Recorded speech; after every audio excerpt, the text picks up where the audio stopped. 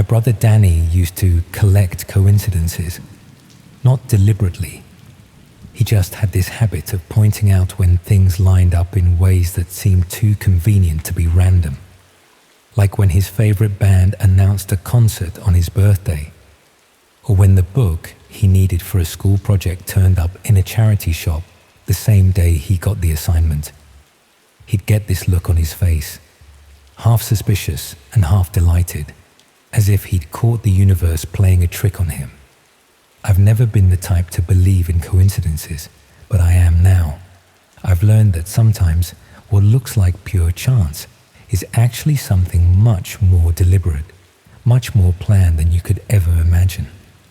And sometimes curiosity about the wrong thing can make you part of someone else's design without you ever realizing it. This is about my younger brother Danny. He was 15 when it happened. The kind of lad who spent most of his time online, but wasn't particularly tech-savvy. Just a normal teenager who played games, watched videos, and got into arguments on forums about things that didn't really matter. He lived with our mum in Nottingham after our parents split, and I'd see him every other weekend when he'd come to stay with me in Sheffield. He was always curious about things he wasn't supposed to know about. Not in a rebellious way. He just wanted to understand how the world actually worked. The trouble started when he read something online about hidden parts of the internet, where you could find things that weren't available on normal websites, not just pirated content, but genuinely disturbing material that existed in spaces most people never knew about. During the summer holidays, he started researching these hidden networks, following links from one forum to another, slowly building an understanding of how to access parts of the internet that required special software. His first attempts were unsuccessful, mostly leading to dead links, but he persisted with that teenage conviction that there were secrets being kept from him. When he finally managed to access these hidden networks, most of what he found was disappointing.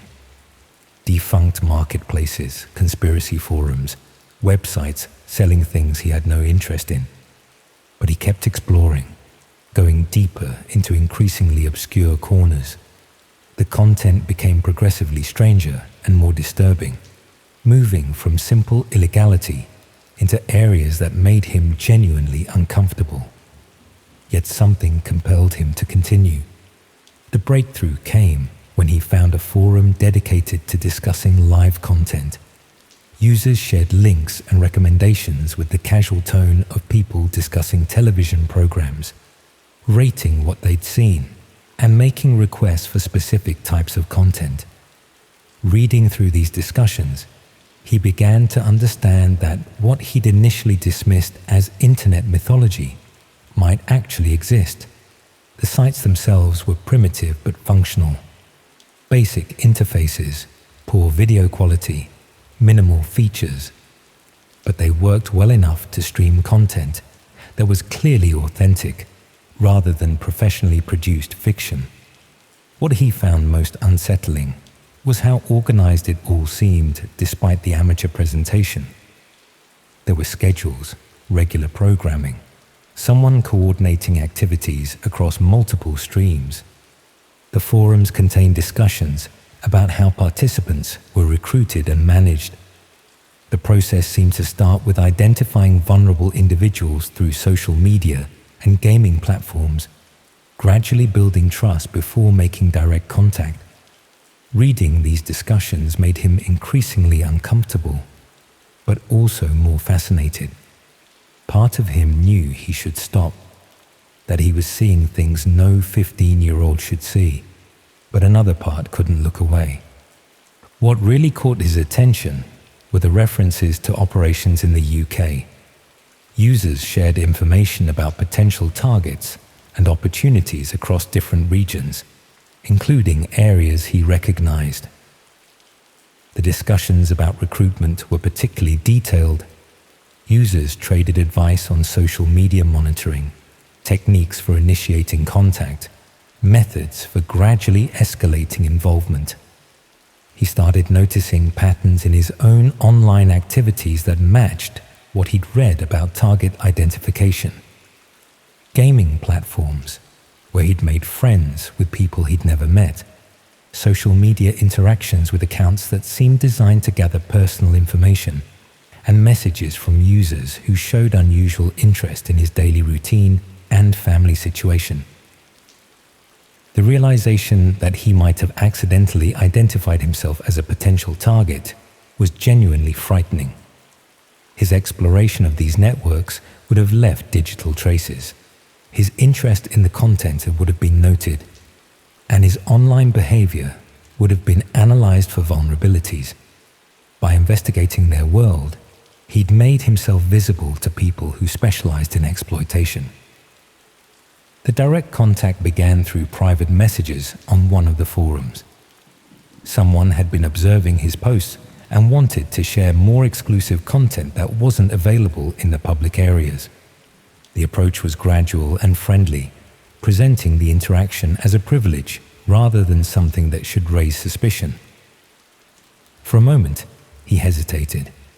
Something about the message felt too convenient, too perfectly timed. But curiosity won out over caution, as it always seemed to with him. The private content was significantly more disturbing than what he'd seen in the open forums. Higher production values, more organized presentation, material that suggested the operators had serious resources and locations. Over several weeks, the private conversations became more personal. His contact showed interest in his life, his location, his family situation, and his daily routines. The questions were subtle and spread across multiple conversations, but collectively they built a detailed picture of his circumstances and vulnerabilities. The turning point came when his contact offered to arrange a meeting. Not dramatic or obviously threatening, just a suggestion that he might be interested in seeing how these operations actually worked, perhaps even contributing in some way. The proposal was presented as an opportunity rather than a demand, something that should feel exciting rather than dangerous. By this point, his judgment seemed completely compromised. The weeks of exposure to increasingly extreme content had normalized things that should have been immediately recognized as dangerous. His contact had skillfully managed the progression from curious observer to potential participant, using techniques that had clearly been refined through experience. The meeting was arranged for a weekend when he was supposed to be staying with me in Sheffield. Instead of taking the usual train, he was to meet his contact at a service station just outside Nottingham. The location was public enough to feel safe but isolated enough for privacy. Exactly the sort of place that would appear in the recruitment discussions he'd read. I didn't know any of this was happening. As far as I was concerned, he was coming to stay as usual, maybe arriving a bit later than normal, but nothing that seemed worth questioning. Our mum dropped him at the train station that Saturday morning, and we expected him to arrive in Sheffield by early afternoon. When he didn't turn up, we initially assumed he'd missed his connection or decided to meet friends instead. Teenagers don't always follow plans exactly, and he wasn't particularly reliable about keeping people informed of his movements. It wasn't until evening that we started to worry seriously. The police were helpful, but not particularly concerned at first. A 15-year-old missing for less than 24 hours wasn't unusual, especially during school holidays when kids often made spontaneous plans with friends. They took details and assured us they'd investigate, but their tone suggested this would resolve itself quickly. His phone was switched off, his social media accounts showed no recent activity, and none of his friends had heard from him since the previous evening. The complete silence was unusual for someone who normally maintained constant online contact with various people throughout the day. The investigation revealed that he'd never boarded the train to Sheffield. CCTV from the station showed him leaving the building shortly after our mum had dropped him off. walking towards the car park rather than the platforms. After that, the trail went cold completely. Police found his online activities eventually, but understanding what they meant required technical expertise that took time to arrange. By the time they'd pieced together his exploration of hidden networks and identified his contact, weeks had passed, and any physical evidence had long since disappeared. The forums he'd been using went offline shortly after his disappearance. Not just the specific sites he'd visited, but entire sections of the network seemed to shut down and relocate. Whether this was coincidental timing or a deliberate response to increased attention was impossible to determine. His contact's identity proved impossible to trace. The account had been carefully constructed to avoid revealing any genuine personal information, using technical methods that made investigation extremely difficult. The conversations they'd had contained no references to real locations or identifiable details. 6 months later, we're still waiting for answers that will probably never come. His disappearance has been classified as suspected abduction, but there's no evidence of who might be responsible or where he might have been taken. Sometimes I wonder if his curiosity was genuinely random, or if he was deliberately guided towards those networks by people who were already watching for suitable targets. The coincidence of him discovering exactly the right forums, connecting with exactly the right person, and being offered exactly the opportunity that would appeal to his personality seems almost too convenient to be accidental. I think about the techniques they described for identifying and approaching targets, the systematic way they built trust before making their move. Everything that happened to him followed patterns that were discussed openly in those forums, as if his entire experience was just another implementation of proven methods. His initial discovery might not have been accidental at all. His online activities could have been monitored and guided. His curiosity deliberately cultivated by people who specialized in recruiting vulnerable individuals. That's why I believe in coincidence now. Not because things happen randomly, but because recognizing patterns helps you see when they might be something more deliberate. Danny used to collect coincidences like they were treasures. Now I wonder if he became one himself.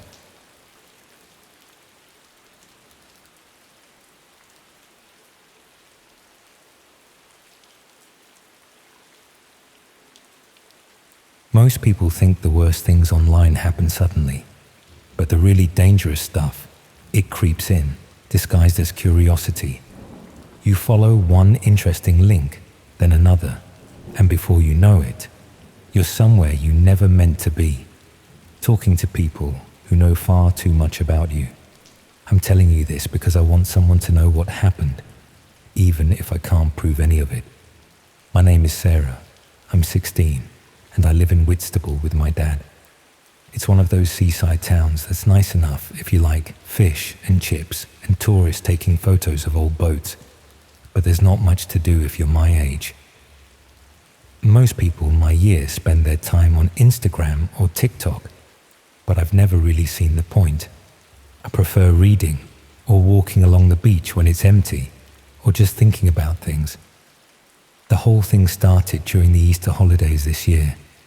I'd been feeling restless, bored with the same routines and the same conversations with the same people.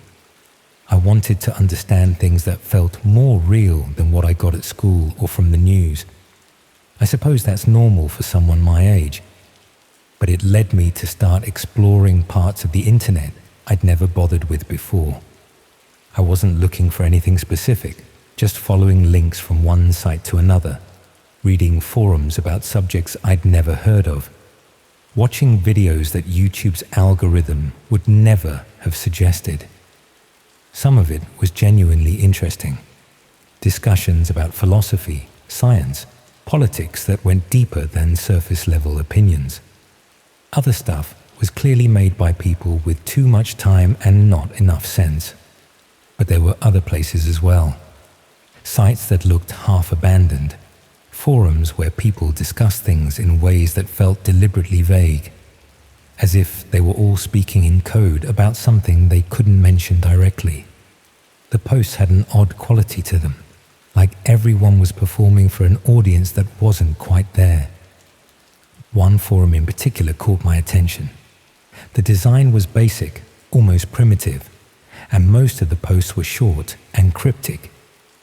Users would share links that led to other sites, sometimes with brief comments that didn't really explain what you'd find there.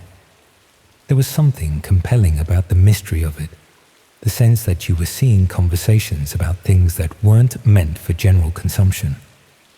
I started visiting that forum regularly, not posting anything myself, but reading through the discussions and following the links that seemed interesting.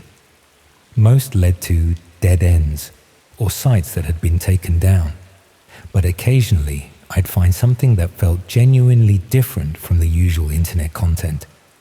Videos that looked like they'd been filmed secretly, documents that seemed to contain information someone probably didn't want to be public, discussions about activities that sounded both fascinating and vaguely troubling. The users seemed to know each other, or at least they'd developed relationships over time. They'd reference previous conversations, share private jokes, and occasionally mention meeting up in person.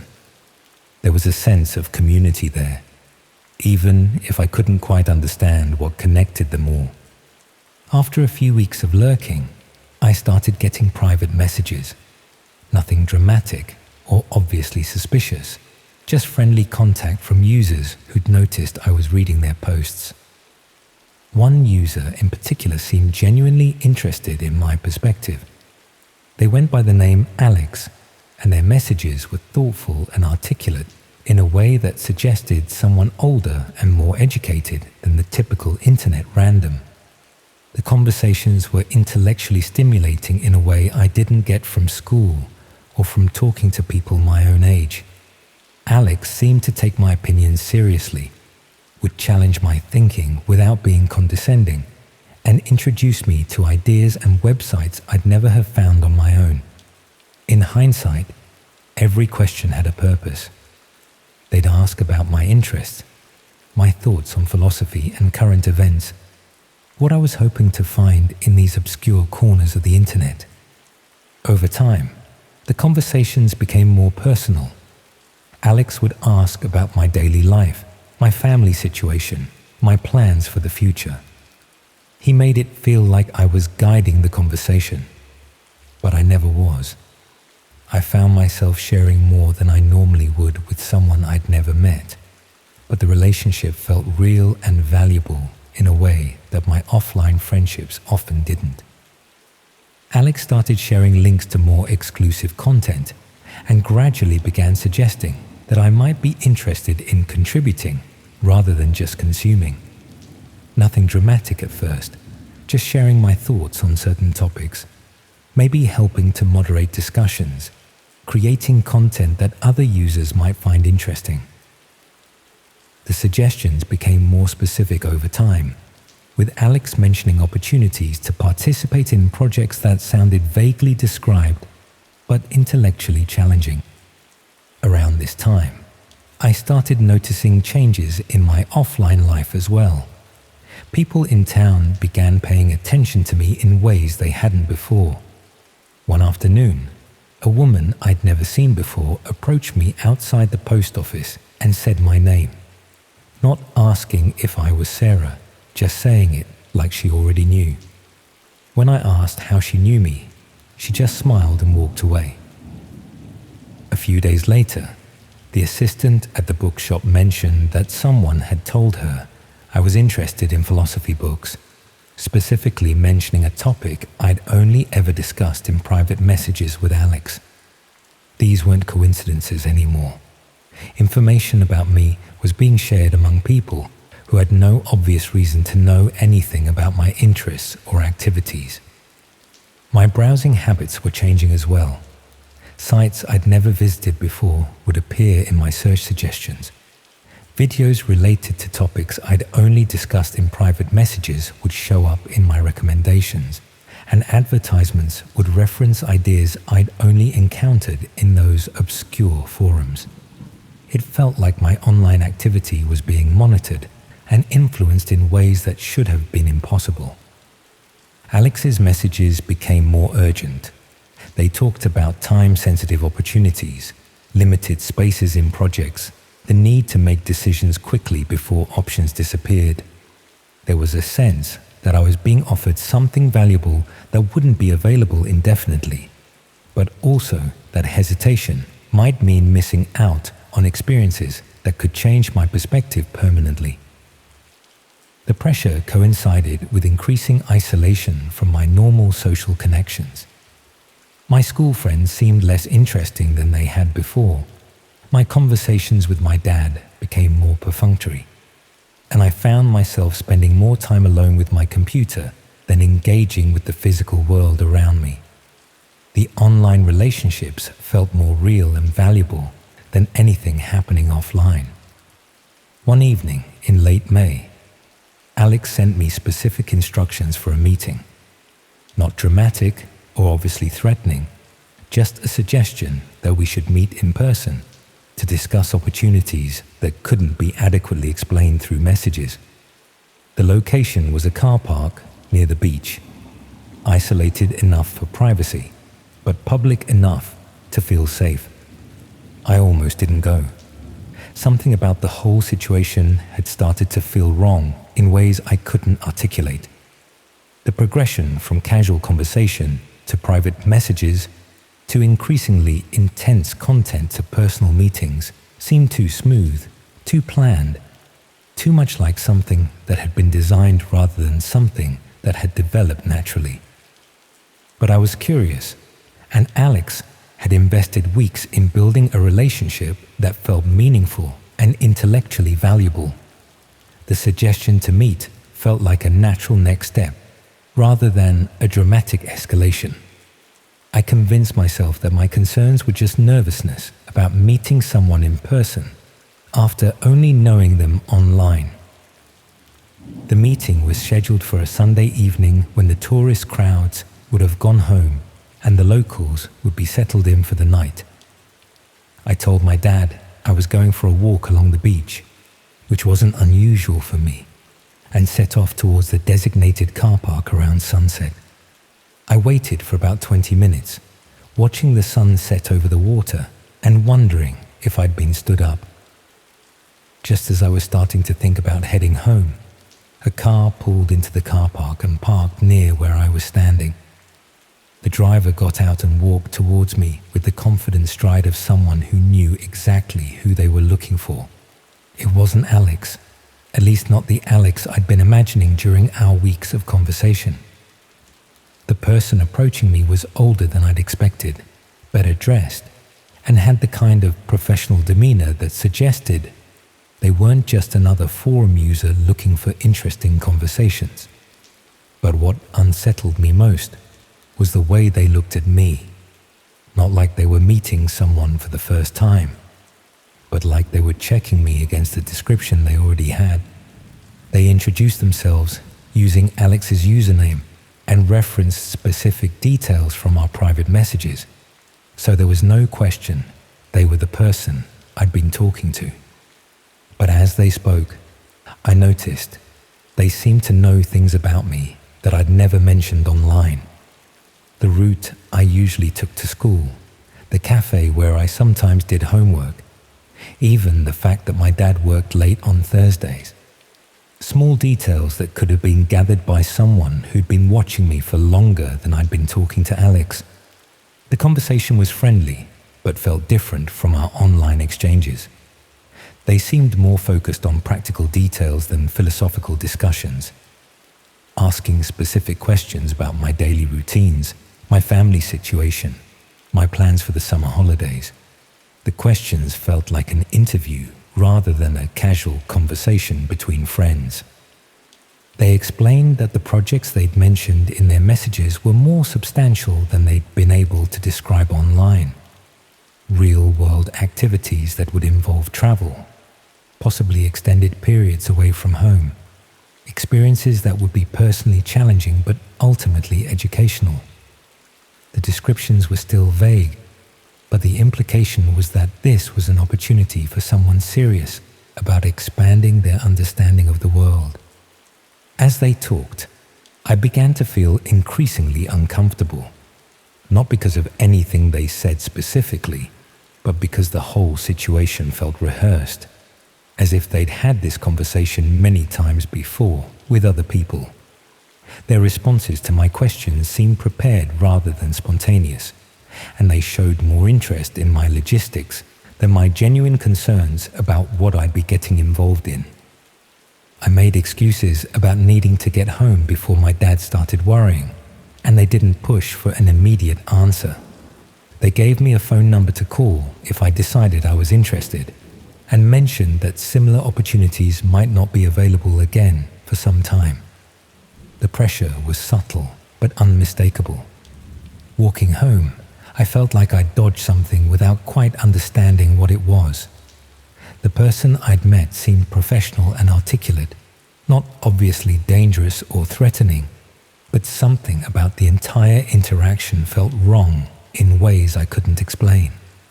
The gap between our online conversations and the in-person meeting was too large to ignore. Over the next few days, I found myself paying more attention to my surroundings. The same car seemed to be parked on my street more often than seemed coincidental. People I didn't recognize appeared to be taking photos with their phones when I walked past. Shop assistants asked questions about my plans and activities that felt like casual conversation, but might have been something more systematic. I stopped visiting the forums and didn't respond to Alex's follow-up messages, but the sense of being watched didn't fade. If anything, it became more pronounced as the weeks passed. I started taking different routes to school, varying my daily routines, and paying attention to patterns in ways I'd never felt the need to before. The strange thing is, I can't prove any of it actually happened the way I remember it. The forum sites I used to visit have disappeared or moved to addresses I can't find. The messages from Alex seem to have been deleted from my accounts. The phone number they gave me just rings without anyone answering. I think about other teenagers who might be having similar conversations with people they've never met, following links to sites that gradually become more extreme, building relationships that feel meaningful but might be something else entirely. I wonder how many people are offered opportunities that sound educational but might actually be something very different. Because if I'm right about what was happening to me, then it's still happening to other people. The forums are still there, just at different addresses. The users are still building relationships with curious teenagers who think they're accessing forbidden knowledge rather than being carefully guided towards experiences they don't fully understand.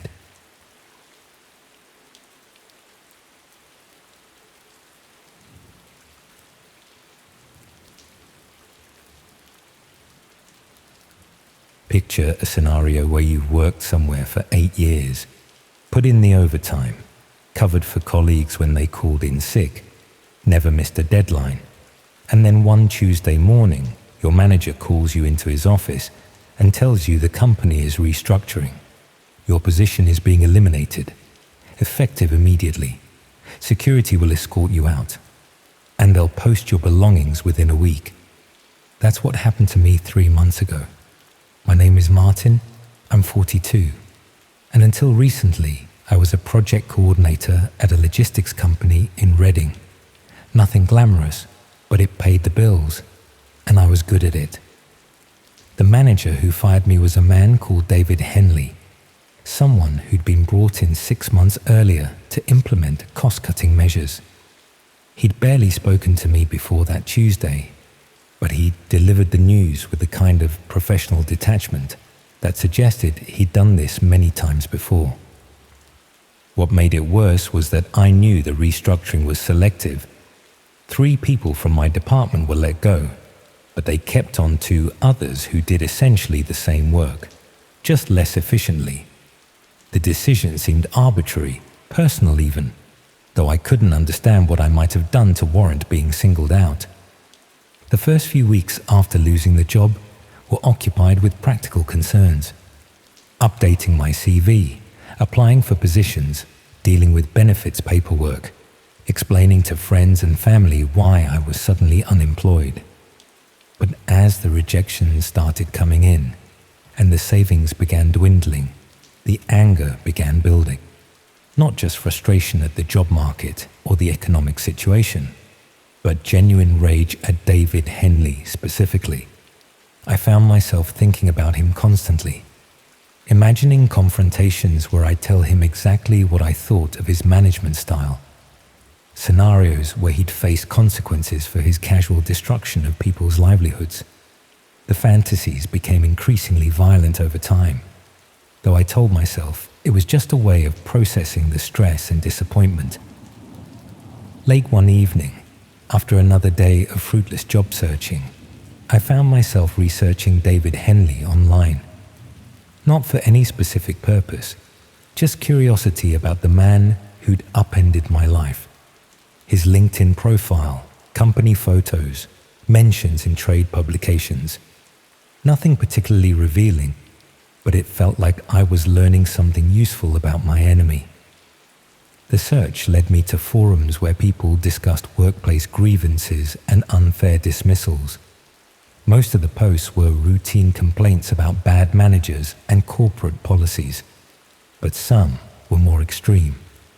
People talking about revenge fantasies, sharing stories about bosses who'd faced various misfortunes, discussing hypothetical scenarios that went well beyond anything I'd imagined. One forum in particular caught my attention. The discussions were coded and vague, but seemed to revolve around more serious forms of retaliation than just complaining online. Users would reference services and contacts in ways that suggested real-world consequences rather than just fantasy.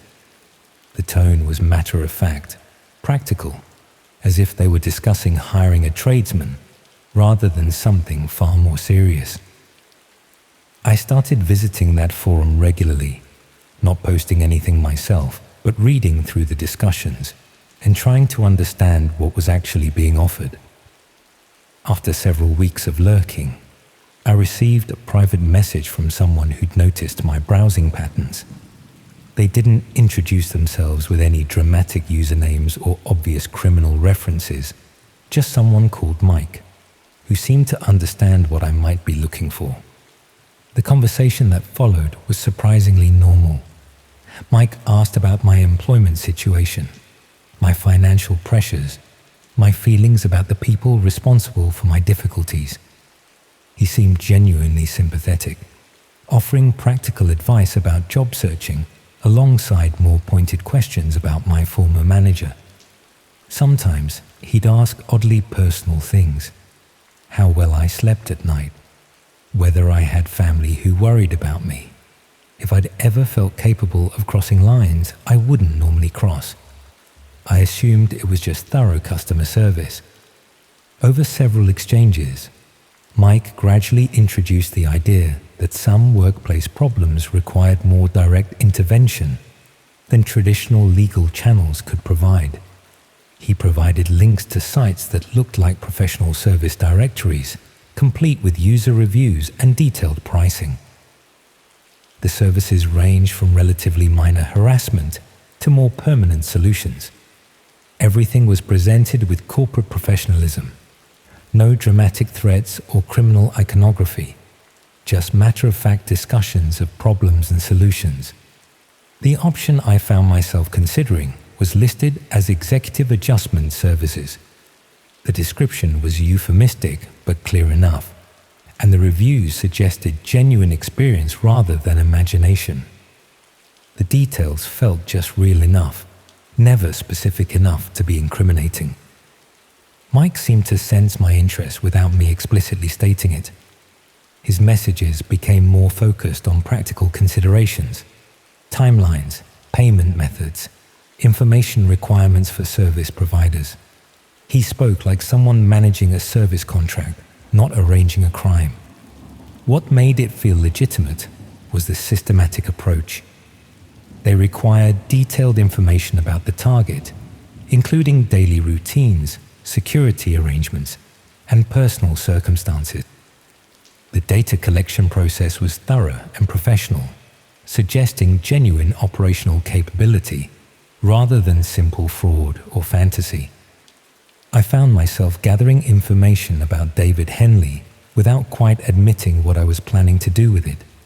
His home address, his car, his typical schedule, his family situation. The research felt purposeful and focused, giving me something constructive to do with the anger and frustration that had been building for months. The information gathering became increasingly detailed over time. I started following his routine, noting his lunch preferences, his gym schedule, his weekend activities. Not obviously stalking, just casual observation that helped me understand his patterns and vulnerabilities. The knowledge felt powerful, like I was finally taking control of a situation that had previously been entirely outside my influence. Mike's messages became more specific as I provided information. He would reference details I'd shared, suggest additional areas for research, and gradually build a comprehensive profile of David Henley's daily life. The collaboration felt professional and goal-oriented, like working on a legitimate project rather than planning something illegal. Around this time, I started noticing changes in my own circumstances that seemed oddly convenient. Job interviews for positions I didn't remember applying for. Meetings arranged by recruitment consultants I'd never contacted. Opportunities appearing with timing that felt deliberate. The interviews were for positions similar to my previous role, with companies that seemed legitimate enough. But the conversations would drift into uncomfortable territory. Questions about workplace stress, my thoughts on management accountability, whether I'd ever considered taking matters into my own hands when official channels failed. The interviewers seemed more interested in my emotional state than my professional qualifications. I began to wonder whether Mike's organization provided services beyond just executive adjustment, whether they were also involved in monitoring and managing clients, ensuring that people considering their services received appropriate guidance and support throughout the decision-making process. The job opportunities became more pressing over time. Offers for temporary positions that would require travel, consulting arrangements that would take me away from Reading for extended periods, opportunities that seemed designed to interrupt my research and planning activities. The timing felt too convenient to be coincidental. Mike's messages became more urgent as well. He mentioned limited availability for executive adjustment services, suggested that delays might affect pricing or scheduling, emphasized the importance of making decisions quickly before opportunities disappeared. The pressure was subtle but unmistakable. I arranged to meet Mike in person to finalize the arrangements, not at his suggestion, but because I wanted to confirm that I was dealing with legitimate professionals rather than elaborate scammers. The meeting was scheduled for a pub in central Reading, public enough to feel safe but private enough for sensitive discussion. Mike turned out to be exactly what I'd expected, middle-aged, professionally dressed, the sort of person you might encounter in any business context. But as we talked, I began to notice things that seemed inconsistent with the straightforward transaction I'd imagined. He seemed to know more about my personal circumstances than I'd shared in our online conversations, details about my financial situation, my housing arrangements, my social connections. When I asked direct questions about operational details, his answers became vague. He couldn't provide specific timelines, wouldn't explain methods, seemed reluctant to discuss practical aspects. Instead, he focused on my motivations. He wanted to understand why I felt David Henley deserved this level of intervention, whether I'd considered alternatives, how I planned to deal with the aftermath. The conversation felt more like a psychological evaluation than a business meeting. When I pressed for concrete commitments and timelines, Mike suggested that I needed more time to consider the decision properly. He recommended taking a few weeks to think through all the implications, perhaps exploring some of the job opportunities that had been appearing, reconsidering whether this level of intervention was really necessary. The meeting ended without any definitive arrangements being made. Mike gave me his contact details and suggested I should reach out when I was completely certain about proceeding. But something about his demeanor suggested that he expected me to change my mind rather than follow through with the original plan. Over the following days, I found myself questioning everything about the interaction. Whether Mike was actually connected to the services I thought I was purchasing, whether the whole setup was legitimate, whether I'd been dealing with professionals or something else entirely. By that point, the job offers had become more frequent and attractive. Legitimate positions with real companies, offering salaries that would resolve my financial difficulties immediately. Again, the timing felt too convenient, as if someone was actively working to provide alternatives to the executive adjustment services I'd been considering. I also started noticing that people seemed to recognize me more often. Once, a stranger mentioned the street I lived on in a casual conversation, though I didn't recall seeing him before. Another time, a shop assistant asked how my job search was going, though I'd never discussed it with anyone at that store. When I tried to contact Mike again, his account had been deactivated. The forums I'd been using showed error messages, and the service websites appeared to be under maintenance. All evidence of the executive adjustment option had become inaccessible. The job offers continued arriving though.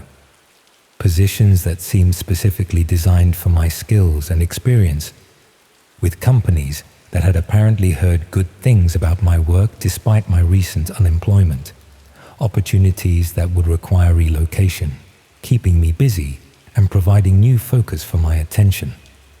I accepted one of them eventually, a project coordination role with a company in Birmingham, better salary than my previous position, responsibilities that felt familiar and comfortable. The interview process was surprisingly brief, and they'd seemed eager to have me start as soon as possible.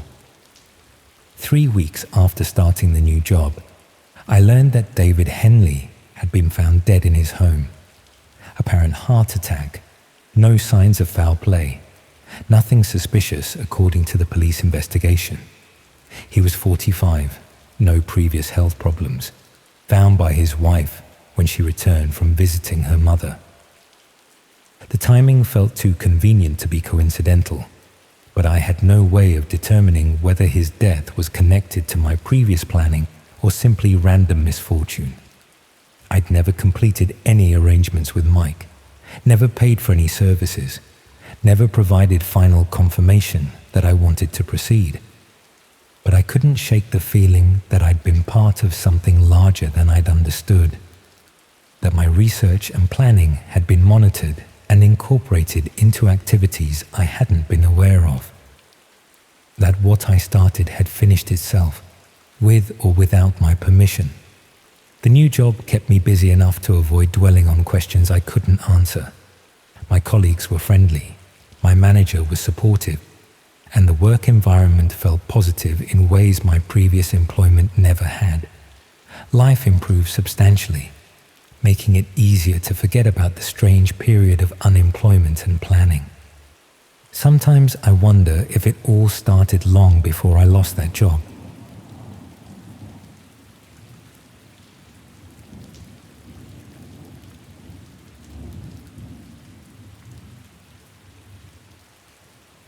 You know that scraping sound? Metal against metal, it gets me every time.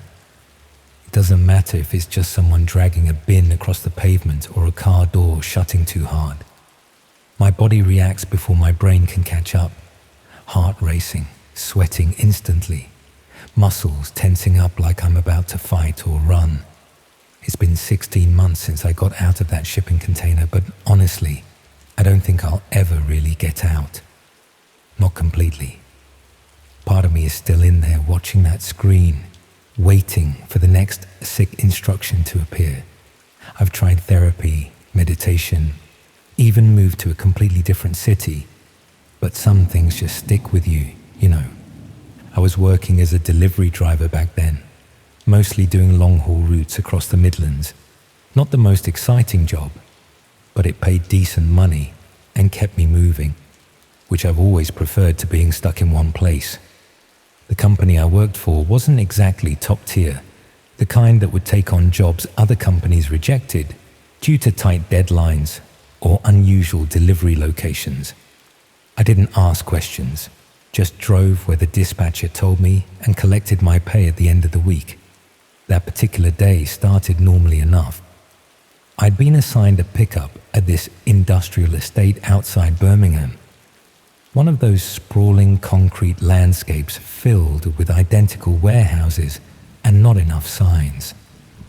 The GPS coordinates I'd been given led me to a section that seemed less maintained than the rest, with fewer operational businesses and more abandoned units boarded up with metal sheets. I remember thinking it was odd, but figured it was probably just some startup using cheap space or a business in the process of relocating. When I arrived at the exact location, there was nothing but a solitary shipping container sitting in what had once been a loading bay for a warehouse. No office, no staff, not even proper lighting. Just this standard metal container, painted that typical rust-resistant blue you see everywhere. I double-checked the address, called dispatch to confirm, and was told to proceed with the pickup as planned. The manifest listed the contents as electronic testing equipment, bound for a research facility up north. Weight was given as approximately 200 kilos, nothing unusual for the type of deliveries I typically handled. I backed my truck up to the container as best I could in the awkward space. No one appeared to help with loading, which wasn't entirely unusual for these outlying pickups.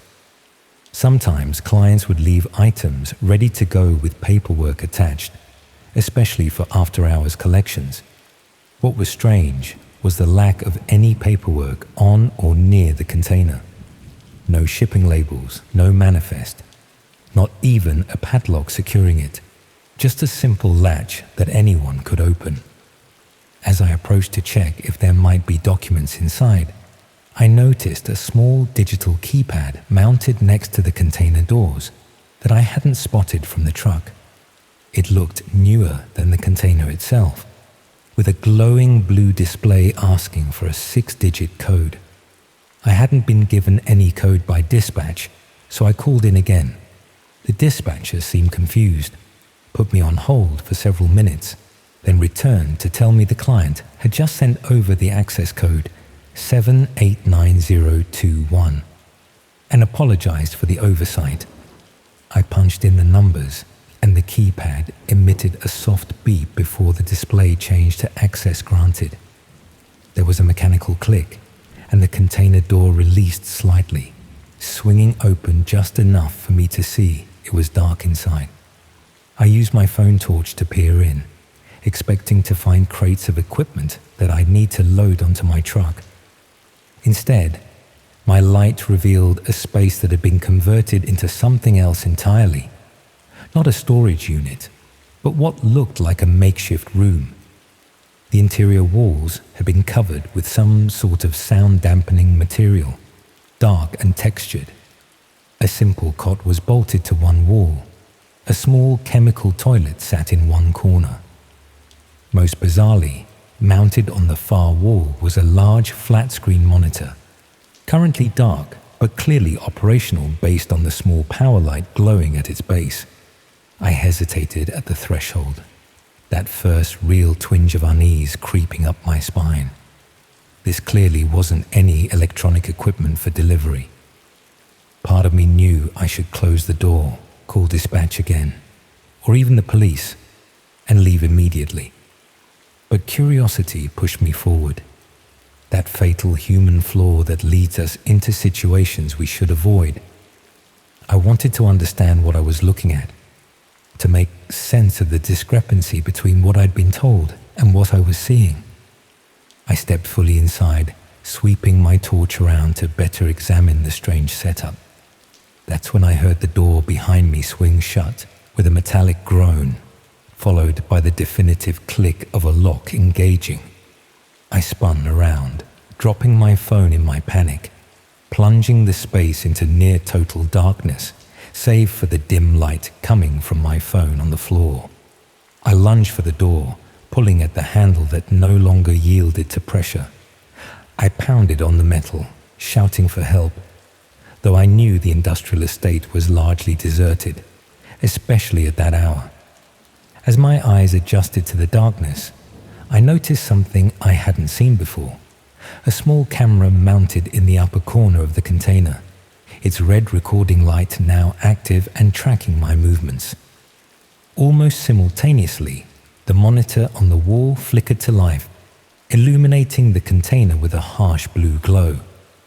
The screen displayed what appeared to be a loading symbol, rotating slowly against a black background. After what felt like hours, but was probably only minutes, text appeared on the screen. "Welcome, participant number 24. Please remain calm. Your cooperation ensures your survival."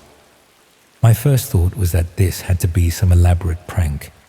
Maybe one of those extreme reality shows where they put people in stressful situations for entertainment. I even said as much aloud, telling whoever was watching that I wasn't interested in participating and wanted to be released immediately. The screen remained unchanged, the message glowing mockingly in the darkness. Then I heard another sound that sent ice through my veins, movement outside the container. Someone else was there. Before I could process what this might mean, a different mechanical sound came from the opposite end of the container. Not the doors I'd entered through, but what I'd assumed was just the solid back wall. A section of it was sliding open, revealing another compartment of the container that had been hidden from view. In the dim blue light from the screen, I could make out a figure huddled in that newly revealed space. A man, maybe mid-30s, looking as terrified and confused as I felt.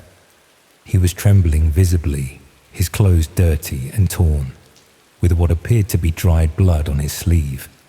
Most disturbingly, his wrist bore raw marks suggesting he had been restrained recently. The screen changed again, now displaying two columns with our apparent designations: participant number 24 and participant number 23. Below this appeared new text. "The game is simple. One must harm the other according to viewer instructions. Refusal results in punishment for both. Completion results in freedom for one."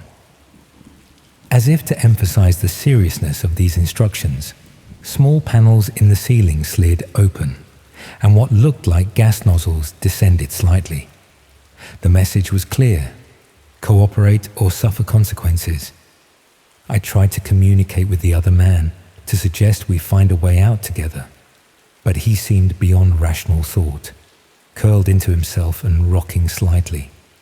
I couldn't blame him. Based on his appearance, he'd been in this nightmare longer than I had. The screen updated again, now showing a split view. One side displayed the interior of our container from the camera's perspective, while the other showed what appeared to be a chat window filling with messages. With dawning horror, I realized we were being broadcast somewhere online, likely the dark web, based on the anonymous usernames and the disturbing nature of the comments scrolling past. These weren't just viewers, but paying customers placing requests for what they wanted to see happen between us. A timer appeared in the corner of the screen, 10 minutes, counting down. Below it, highlighted in red: first challenge, participant number 24 must draw blood from participant number 23. Viewers choose method, The wall beside the monitor slid open to reveal a recessed panel containing various implements. A hammer, pliers, a box cutter, scissors. Tools that in any other context would be mundane, but in this setting became instruments of torture. I refused, of course, stood my ground, and shouted at the camera that I wouldn't participate in this sick game. The other man watched me with a mixture of hope and resignation that suggested he'd seen this scenario play out before.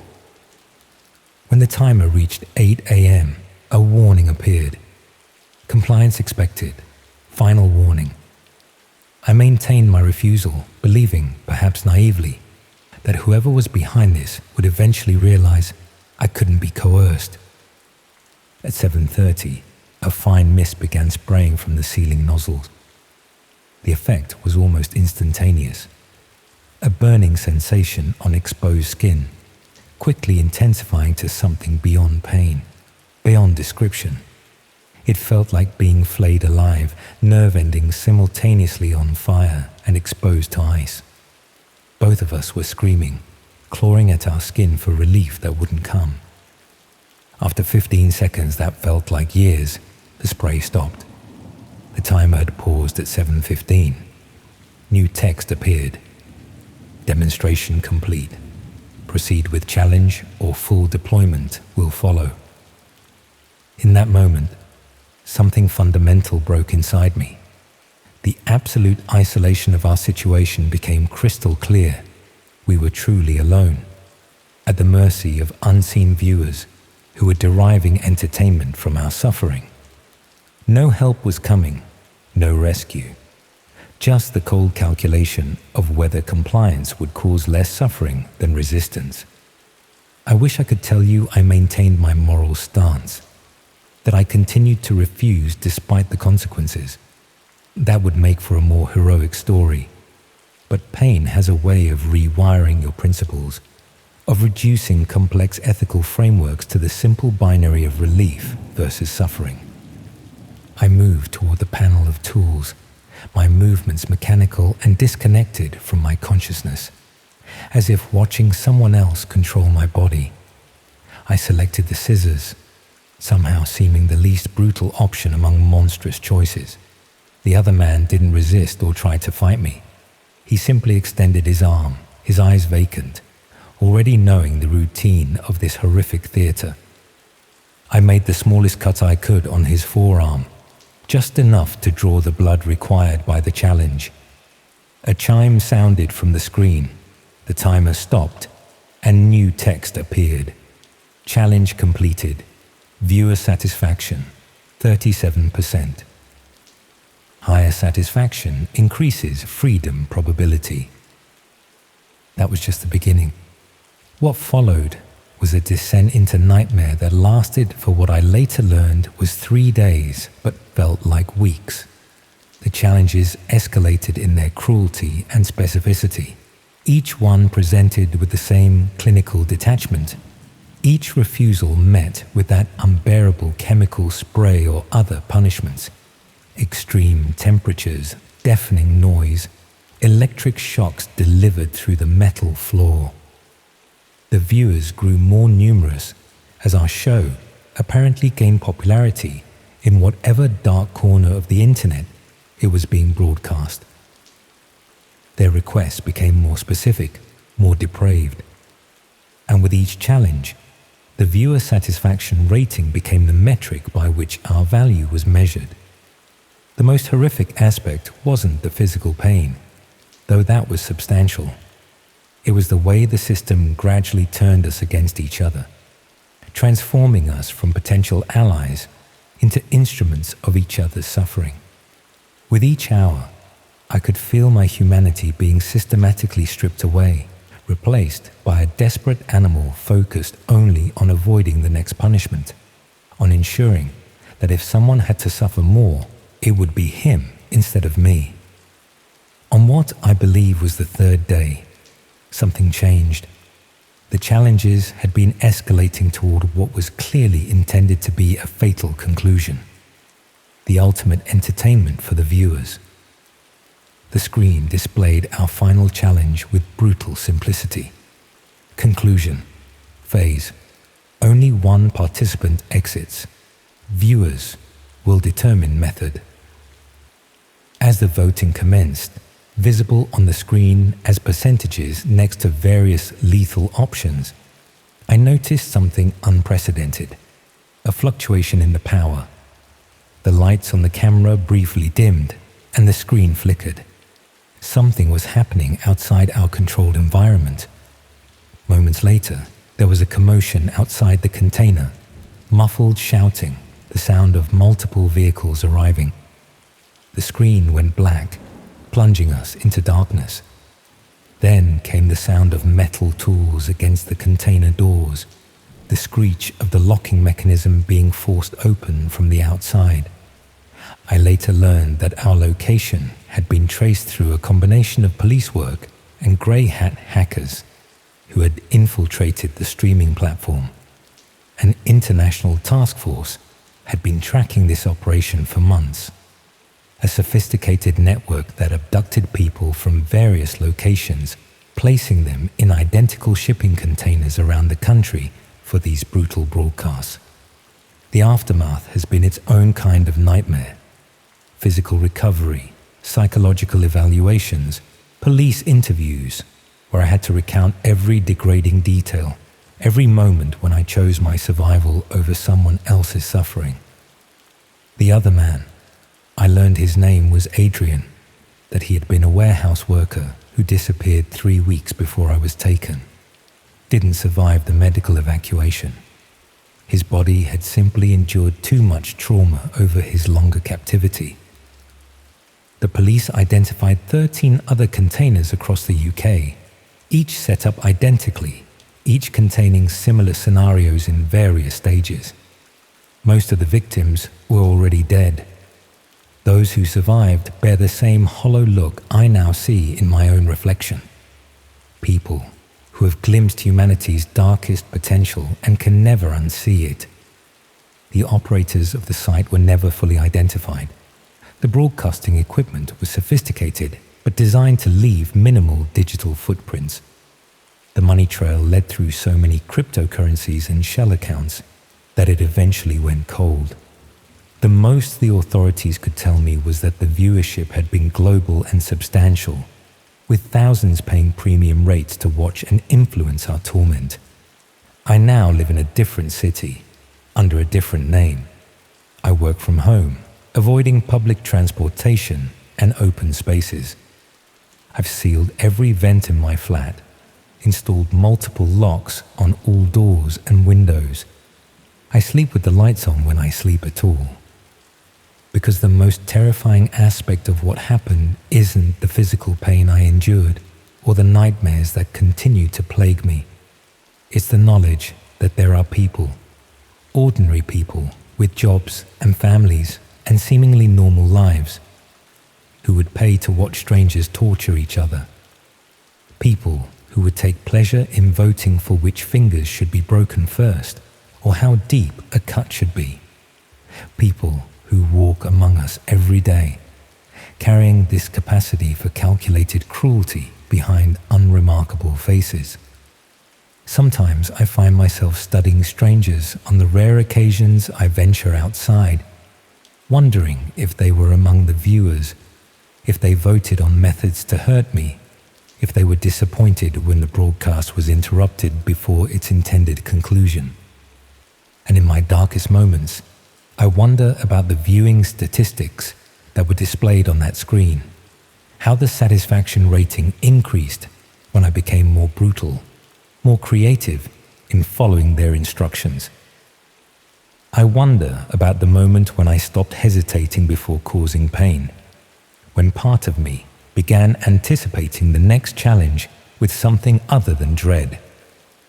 Because the true horror of that shipping container wasn't just being locked inside with someone tasked to mutilate me. It was discovering how quickly I became that someone for him in return, and how much of that person still lives inside me, waiting for the next instruction to appear on a screen. It's funny how sometimes the most terrifying discoveries happen by complete accident. You're looking for something harmless, maybe trying to solve a simple problem, and you stumble across something that changes your entire understanding of the world around you. That's what happened to me last spring, and I still can't decide whether I wish I'd never found what I found, or whether I'm grateful to finally understand what was really happening. I work as a librarian in Manchester. Nothing particularly exciting about it. Helping students find resources, managing overdue fines, keeping the reading rooms quiet. The sort of job that most people assume is pleasant but boring, which it mostly is, except for the occasional problem patron or the odd technical issue with our computer systems. The trouble started when several of our regular users began complaining about their personal devices being compromised after using our public internet. Nothing dramatic at first, just spam emails and suspicious login attempts.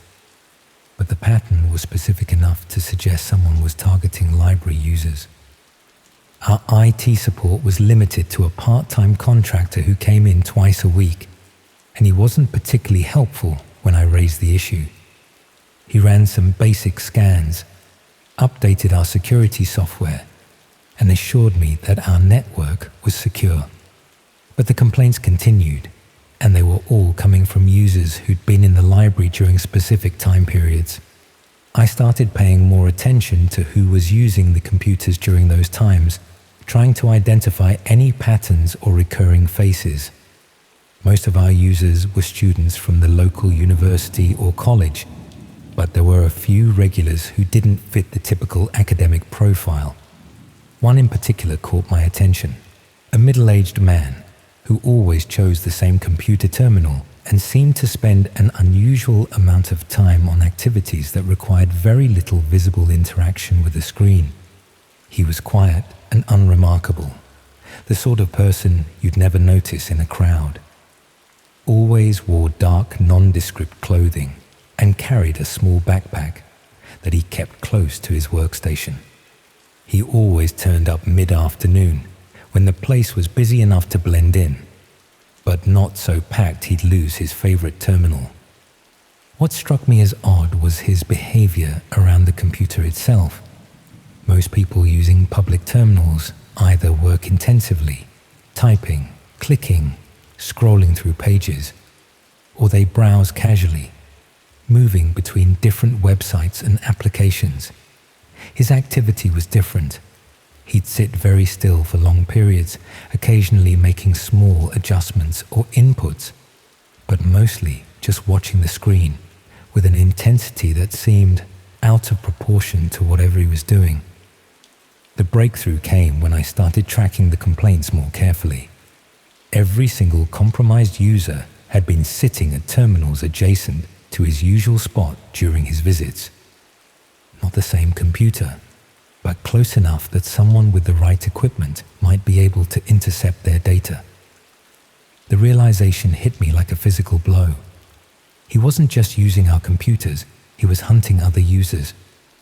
I started researching methods that could be used to compromise devices on public networks. What I found was both more sophisticated and more accessible than I'd expected.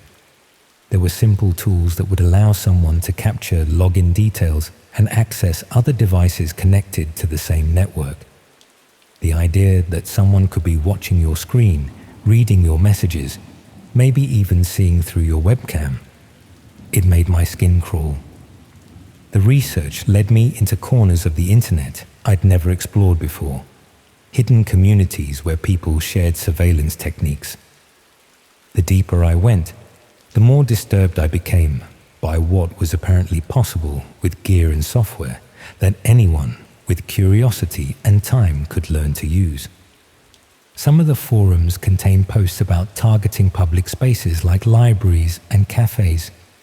Users traded advice on identifying vulnerable targets and avoiding detection. The casual tone of these exchanges was perhaps the most disturbing aspect. They talked about surveillance and privacy invasion as if it were a hobby. But it was the references to live monitoring that really made my blood run cold. There were sections dedicated to real-time observation of compromised devices, where participants could watch victims' activities as they happened. This wasn't just about stealing data. It was about the thrill of invasion, watching people without their knowledge. Reading about the live monitoring capabilities, I began to understand what might have been happening in our library. The man at the terminal wasn't just stealing data from other users. He might have been providing access to their devices for others to watch in real time. The thought that people could be sitting in our reading rooms, unaware that their every action was being observed by strangers, was genuinely horrifying. Posts explored the psychology of targets, strategies for prolonging surveillance, and methods for gaining access to webcams and microphones. One thread outlined how to turn victims' own devices into surveillance equipment that could monitor their private spaces. What made it worse was the realization that this was happening in places I recognized, affecting people I saw every day. The forums contained references to specific locations in Manchester and posts that suggested active operations in areas I knew well. I started watching him more carefully, trying to understand exactly what he was doing during his daily visits. His timing was precise. He'd arrive when the library was busy enough to provide cover, but not so crowded that he couldn't secure his preferred terminal. He brought his own equipment, small devices that he'd connect discreetly to the computer or position near other workstations.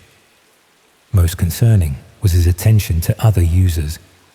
He'd spend time observing people who sat near his workstation, and I began to notice patterns in his interest.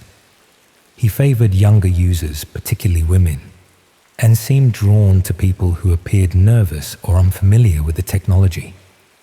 There was something predatory in the way he'd position himself to watch them work, as if their confusion made them easier to own. Sometimes I'd catch him making small notes in a pocket diary, and the careful way he'd glance around before writing suggested these weren't innocent reminders. I realized that confronting him directly would likely just cause him to move his operation elsewhere, but I also couldn't ignore what was happening, knowing that people were being violated in ways they couldn't detect. The decision to document his activities felt like the only responsible option. I started taking discreet photographs of his setup, noting the times of his visits, and recording details about the equipment he used. The evidence wasn't dramatic, but it painted a clear picture of systematic surveillance activities. But gathering evidence meant spending more time observing his behavior, which led me deeper into understanding what he was actually doing. The forums I'd found contained guides for the exact techniques he seemed to be employing, and posts about the data that could be captured through these methods. The most disturbing discovery was that our library wasn't unique. The forums contained references to similar operations in public spaces across the country, suggesting coordination between different locations and operators. Reading through these discussions, I began to understand that what I'd witnessed was part of something much larger. The man in our library wasn't acting alone. He was part of a community that shared targets and techniques. The surveillance was being conducted for the entertainment of people who existed specifically to watch others without their knowledge. The realization that everything I did in public spaces might be subject to this kind of monitoring fundamentally changed how I moved through the world. Every public computer, every Wi-Fi network, every device I used outside my home became a potential point of vulnerability. I tried reporting what I'd discovered to the police, but explaining the technical aspects and providing evidence for activities that were designed to be invisible proved nearly impossible. The documentation I'd gathered looked circumstantial, and the online communities operated in ways that made them difficult to investigate.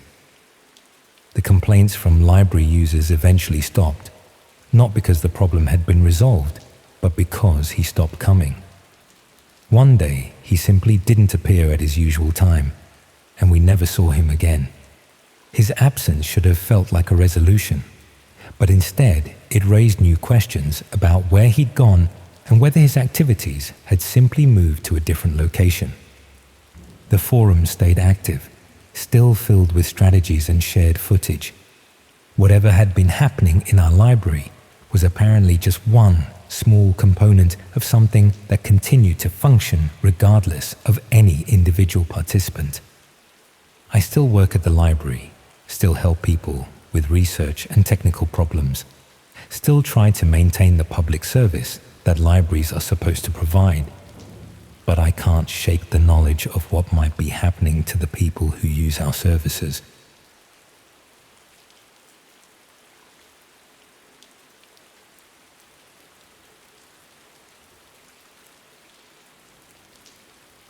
The advertisement appeared in my social media feed during one of those endless midnight scrolling sessions when sleep seemed determined to evade me. Woodland retreat, reclaim your peace, it promised, with images of sunlight filtering through ancient trees and minimalist cabins nestled in verdant clearings. I remember pausing, my thumb hovering over the screen. Something about the serenity in those photos calling to the hollow exhaustion that had become my constant companion since losing my job 6 months prior. The winter had been particularly brutal that year. Not just the biting Yorkshire cold or the perpetual grey hanging over the landscape, but the isolation that had slowly wrapped around me. My therapist had suggested a change of environment might help disrupt my patterns of rumination. A reset, she'd called it. So when I saw the retreat offered a special rate for a 2-week digital detox and trauma recovery program, it felt like the universe was offering a lifeline. The journey there was disorienting by design, I realized later.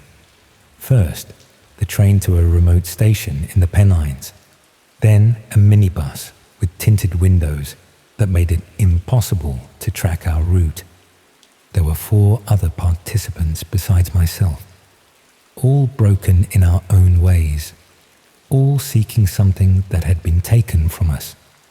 The retreat itself appeared, at first glance, exactly as advertised. A collection of tasteful wooden structures surrounded by ancient trees, the sound of a stream bubbling nearby. Dr. Manning greeted us with the perfect blend of professional distance and compassionate understanding, explaining our schedule of group and one-on-one therapy sessions throughout our stay. The first few days followed a soothing rhythm. Morning meditation, group therapy, individual sessions, nature walks, art therapy. I felt the tight coil of anxiety within me begin to unwind, just slightly. The absence of screens, of news, of social media, it was like having a weight lifted from my chest. But on the 4th night, I woke suddenly with a disorienting sensation that something was wrong. The cabin was pitch black, but I could have sworn I heard the soft click of a door closing. The next morning, I noticed small things out of place. My journal moved slightly on the desk. The sweater I draped over the chair folded differently. The 5th day brought our first deep healing session, which Dr. Manning explained would involve a mild sedative to help us access buried trauma. We were each given a small blue pill with water. I remember hesitating briefly, the pill resting in my palm, a flutter of concern passing through me, but I followed suit with the others. After all, I had come here to heal. The memories of what followed are fragmented. Lying on my bed, watching patterns of light shift across the ceiling as the sedative took hold. Flashes of intense emotion as scenes from my past played out. But there were other moments too. Strange intrusions that didn't belong to my history. A sense of being watched. Hands adjusting my position. A light so bright it penetrated my closed eyelids. Voices discussing my reactions as if I were a specimen. It was during personal reflection time the next day that I first noticed the cameras. Tiny pinprick lenses embedded in the wooden beams, in the spine of a book, in the frame of the bathroom mirror. Once I saw the first, the others revealed themselves like stars emerging at twilight. Security cameras wouldn't be hidden. They wouldn't be in the bathroom, angled toward the shower. They wouldn't be positioned to capture every angle of the bed. I systematically examined my cabin that night, identifying 7 different cameras and a small panel behind the headboard containing technical equipment. Wires, a control box with blinking lights, a transmitter of some kind. The next day passed in forced normalcy and underlying terror. I watched Dr. Manning speak quietly into what appeared to be a wristwatch when he thought no one was looking. I noticed how certain participants were singled out for specialized interventions and returned with an unsettling vacancy behind their eyes. During my scheduled session with Dr. Manning, I made my gravest mistake. He asked how I'd found the deep healing experience, and I mentioned feeling observed and moved. His expression didn't change, but something in his eyes sharpened, a predator recognizing the first stumble of intended prey. I returned to my cabin and began searching for escape. The windows were restricted, the door locked from outside at night. I found a forgotten toolbox beneath the bathroom sink, used the tools to disable every camera I could find, and removed the window restrictor to create an opening just wide enough to squeeze through. After nightfall, I slipped through the window and fled into the dark woods. Guided only by weak moonlight and the landmarks I'd memorized during our walks. I had been moving for perhaps 20 minutes when I heard them. Voices, torchlight, the sounds of a search party. I abandoned the path, plunging deeper into the undergrowth, desperate to find the main road. Hours later, exhausted and disoriented, I glimpsed what appeared to be a straight line through the trees. The road, I thought. But as I broke through the tree line, I discovered it was a service track leading to a modern industrial building in the midst of the woodland. Through its windows, I saw a horror that returns in my nightmares still. A production studio with multiple screens displaying live feeds from the retreat cabins. Other screens showed sterile medical rooms where participants lay unconscious or restrained, subjected to scenarios designed for maximum psychological distress. Most disturbing was the wall of monitors showing a dark web streaming interface where viewers paid to watch these sessions in real time, voting on interventions, requesting specific psychological triggers be exploited. These weren't therapy sessions. They were elaborate psychological torture scenarios broadcast to paying audiences who delighted in watching human suffering. And I had voluntarily walked into this nightmare, handed over my phone, accepted sedatives, shared my deepest traumas, which were now being weaponized against me for entertainment. I managed to steal an unlocked maintenance van and escape to the nearest town, where I stumbled into a police station with my unbelievable story. By the time authorities investigated, the facility had been mostly cleared out, though enough evidence remained to open an investigation. It's been 16 months since my escape. I live under a new name in a new city, checking dark web forums only from public computers. New retreats appear constantly. Wilderness Rebirth, Sanctuary Healing Collective, with the same serene images and promises. And beneath them, announcements for upcoming immersive experiences featuring individuals whose descriptions match new retreat participants. I check every room I enter for cameras. I decline all pills or drinks I haven't prepared myself. I keep the curtains drawn because I know they're still out there creating new content, and I suspect they remember me, one who got away, whose finale session was promoted but never delivered. The most insidious horror isn't just the violation or exploitation, it's the permanent destruction of my ability to trust. Because once you've seen that healing can be weaponized and vulnerability monetized, the entire world becomes a potential stage set, and every person a possible performer in your private Truman Show of terror.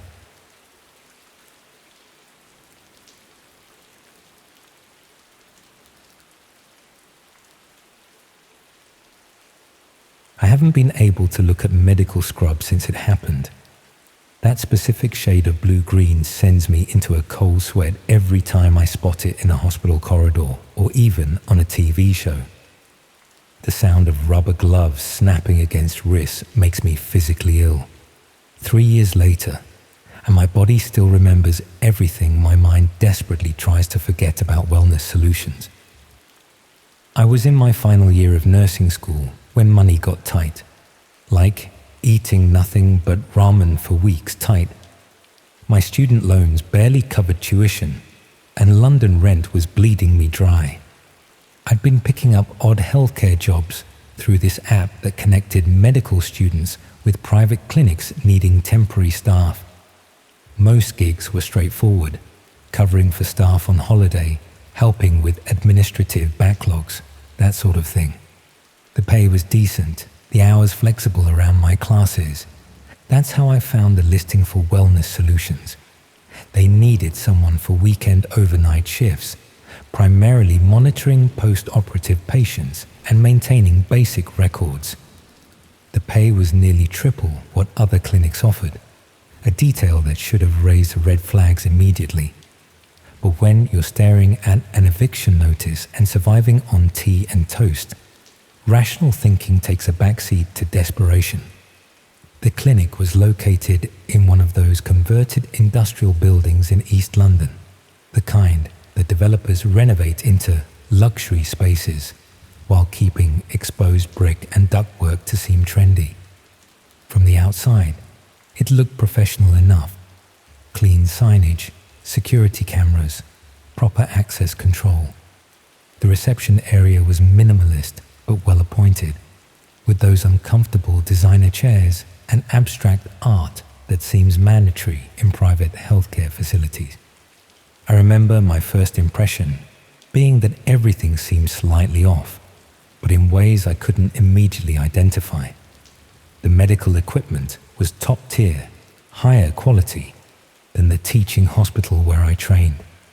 The monitoring systems were cutting edge, yet there was an emptiness to the place, an absence of the normal indicators of a functioning medical practice. No health education posters, no magazines in the waiting area, no photos of the medical team or credentials displayed, just sterile walls and an unnatural silence. The clinic director, Dr. Reynolds, though I later discovered that wasn't his real name, gave me a brief tour that first evening. He explained that Wellness Solutions specialized in aesthetic procedures for discerning international clients who value privacy. The explanation made enough sense. Plenty of wealthy people fly in for cosmetic surgery they don't want their social circles knowing about. He showed me the recovery rooms where patients would be sleeping, the monitoring station where I'd be based, and the basic charting system I'd use to record vital signs and medication administration. What struck me as unusual was how he explicitly instructed me never to enter the 3 operating theaters at the back of the clinic. He emphasized that they contained sensitive equipment calibrated for specific procedures, and that cleaning staff would handle those areas separately. At the time, I rationalized this as reasonable. I was hired for post-op care, not surgical assistance. My first few weekends passed uneventfully.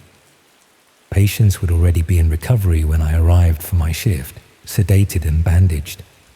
I'd check vital signs, administer prescribed medications, and document everything as required. Most patients were gone by morning, transferred to private recovery facilities, or, as I was told, luxury hotels where nurses would continue their care. I never saw the same patient twice. What began to unsettle me were the inconsistencies I noticed between the procedures listed in the charts and the actual conditions of the patients. A chart might indicate a routine rhinoplasty, but the patient would be heavily sedated with pain management more appropriate for major surgery. Someone listed as having undergone liposuction would have bandaging in areas that made no anatomical sense for fat removal.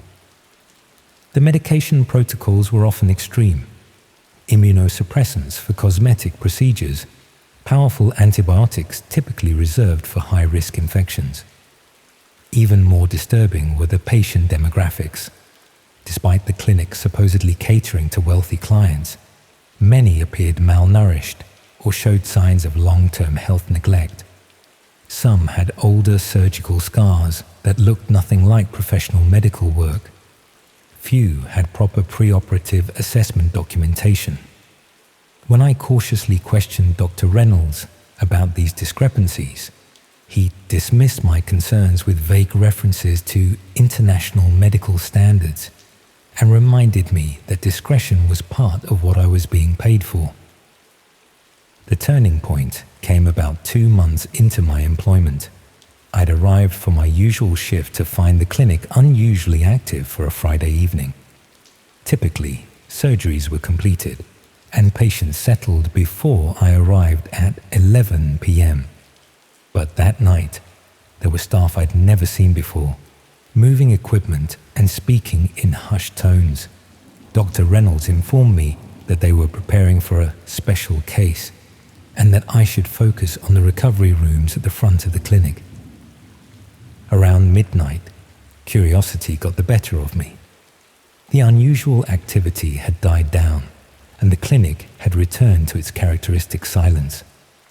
I decided to check the supply room near the restricted operating theatres, telling myself I needed to restock my cart, though in truth, I wanted to glimpse whatever special case had caused such disruption to the normal routine.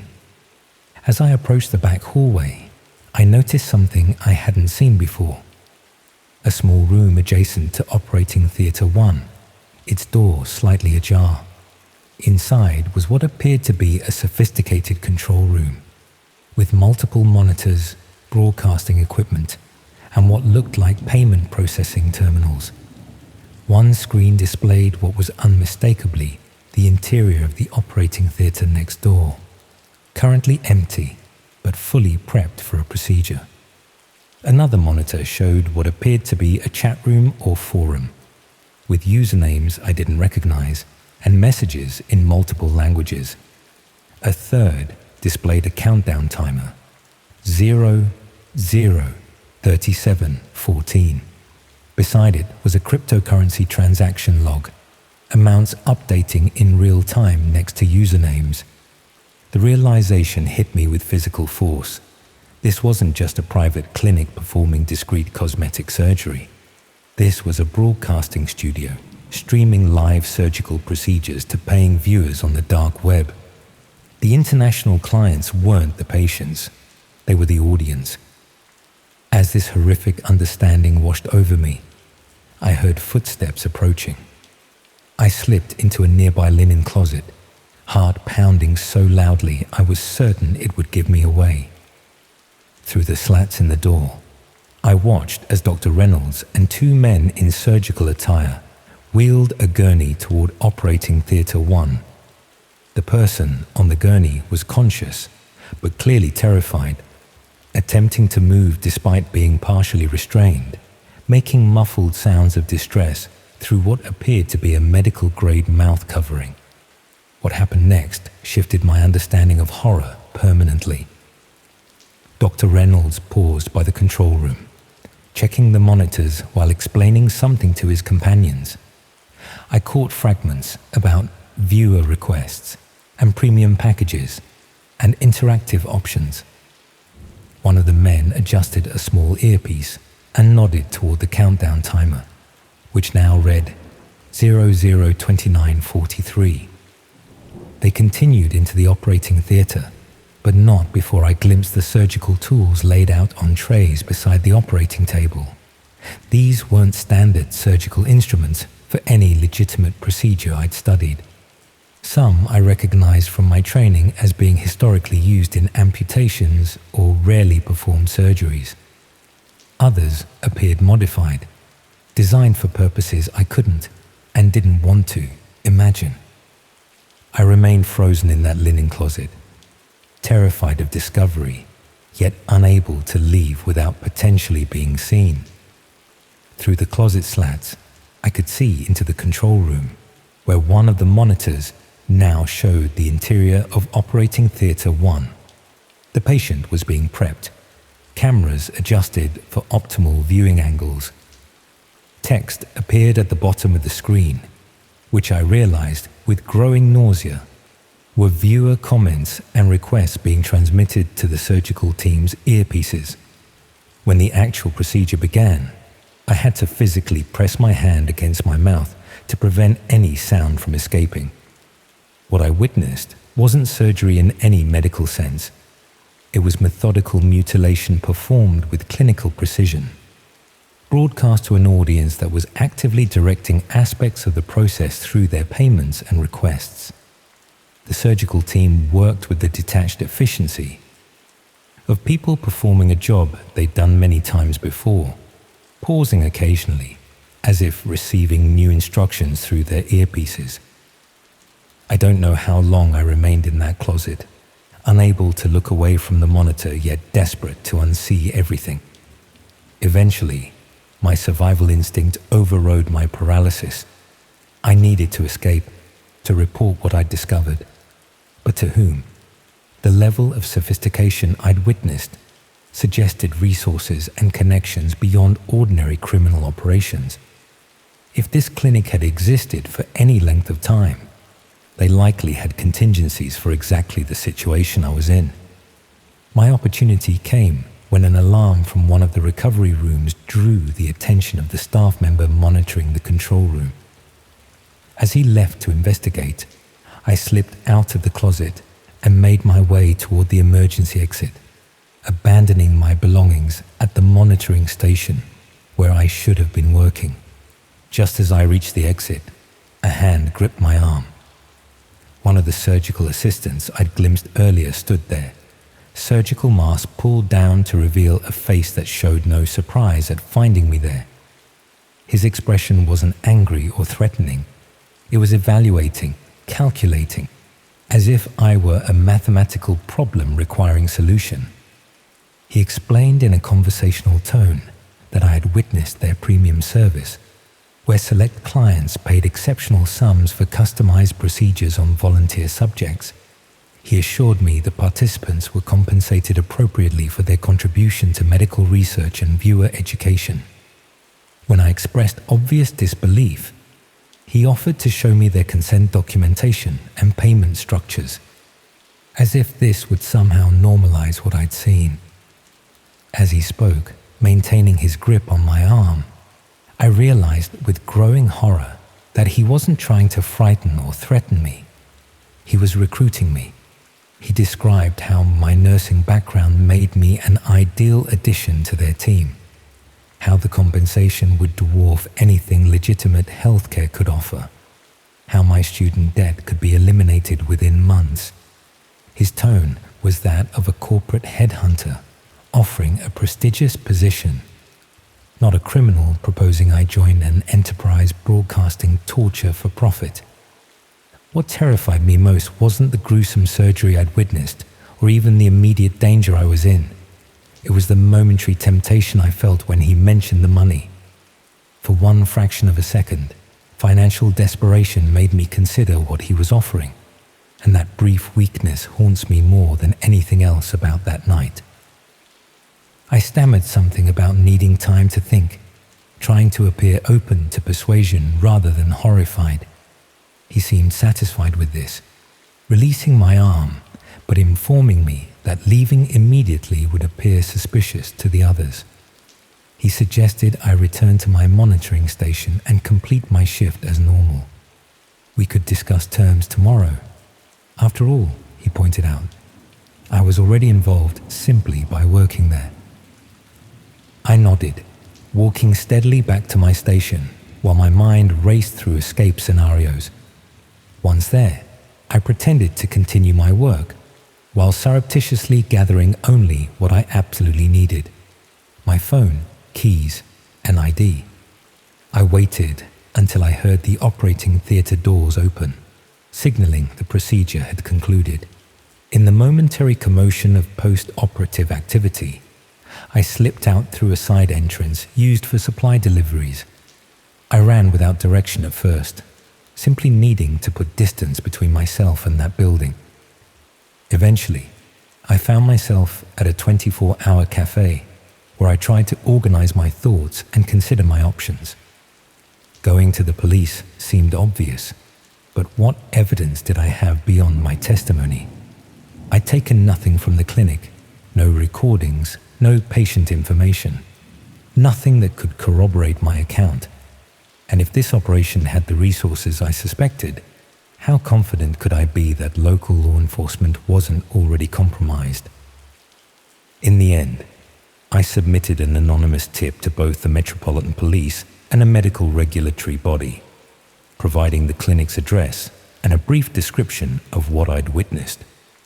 Then I withdrew from nursing school, emptied my meager bank account, and fled to my cousin's home in Edinburgh, where I remained for months, jumping at shadows and checking over my shoulder constantly. I learned later through news reports that Wellness Solutions had been permanently closed due to zoning violations. Less than a week after my escape, there was no mention of arrests, no investigation reported in the media. The building was quickly renovated and reopened as luxury apartments within months. When I finally worked up the courage to look into Dr. Reynolds, I discovered no medical professional by that name existed in any UK registry. 3 years later, I've rebuilt some semblance of a normal life. I completed my nursing degree at a different university and now work in pediatrics in a small community hospital, about as far from private aesthetic clinics as possible. I've moved multiple times, changed my phone number, deleted all social media. Normal precautions, I tell myself, though part of me knows they're probably unnecessary. If they wanted to find me, they likely could have by now. Sometimes I wonder if Wellness Solutions was unique or just one node in a larger network. How many other abandoned buildings or legitimate-seeming medical facilities house similar operations? How many other desperate students or healthcare workers have been drawn into that world, either knowingly or, like me, discovering the truth too late? I still receive emails occasionally from temporary healthcare staffing apps listing private clinics seeking weekend help. Some offer remarkably generous compensation for simple overnight monitoring. I delete them immediately, but before I do, I sometimes find myself looking at the addresses, wondering how many other viewing rooms exist behind unremarkable facades, how many other special cases are broadcast to audiences willing to pay premium rates for custom modifications to unwilling bodies. The most disturbing thought, the one that keeps me awake some nights, is wondering about those viewers, thousands of them, based on the counter I saw that night. People sitting at ordinary computers in ordinary homes, watching the unthinkable while perhaps sipping coffee or eating dinner. People who might be my neighbors, my colleagues, my patients' parents. People who look completely normal, but who feed a marketplace that transforms human suffering into entertainment at the right price. And sometimes, in my darkest moments, I wonder if somewhere out there, someone is watching me through their screen, waiting for a performance they've already paid to enjoy. Do you remember when you were younger and life was simpler? When the worst thing that could happen during a sleepover was your mate's mum finding the magazines you'd hidden under the mattress, or getting caught sneaking downstairs to watch something you weren't supposed to see on late-night television. Those innocent transgressions feel almost quaint now, knowing what I know about what some people actually watch when the lights go out. I was 23 when it happened, working as a trainee accountant in Birmingham and living in a shared house with 3 other guys. There was nothing glamorous about any of it. We split the bills 4 ways, took turns buying toilet roll, and spent most evenings playing games or arguing about whose turn it was to clean the kitchen. The sort of mundane existence that millions of people live without anything particularly interesting ever happening to them. My housemate Jake had always been the tech-savvy one among us.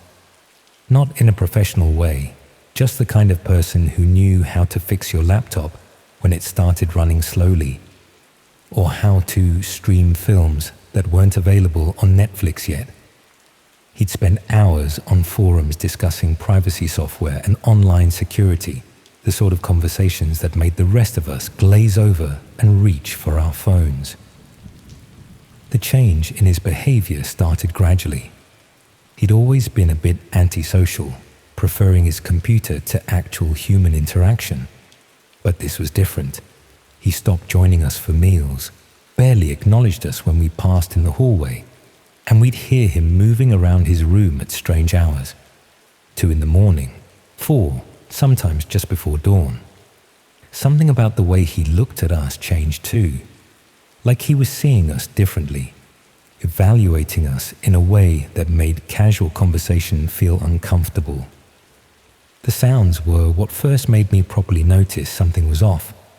Not just the usual keyboard clicking and mouse movements you'd expect from someone browsing the internet, but irregular patterns, long periods of complete silence, then sudden bursts of activity.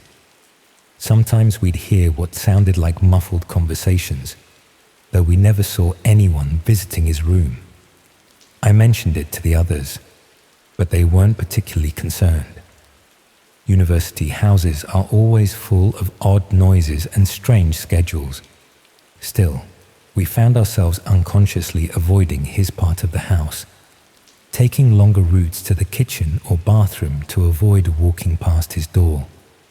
None of us talked about it explicitly, but there was a shared sense that something felt off about being near his space. The first real warning sign came when I bumped into him in the kitchen one morning around 6.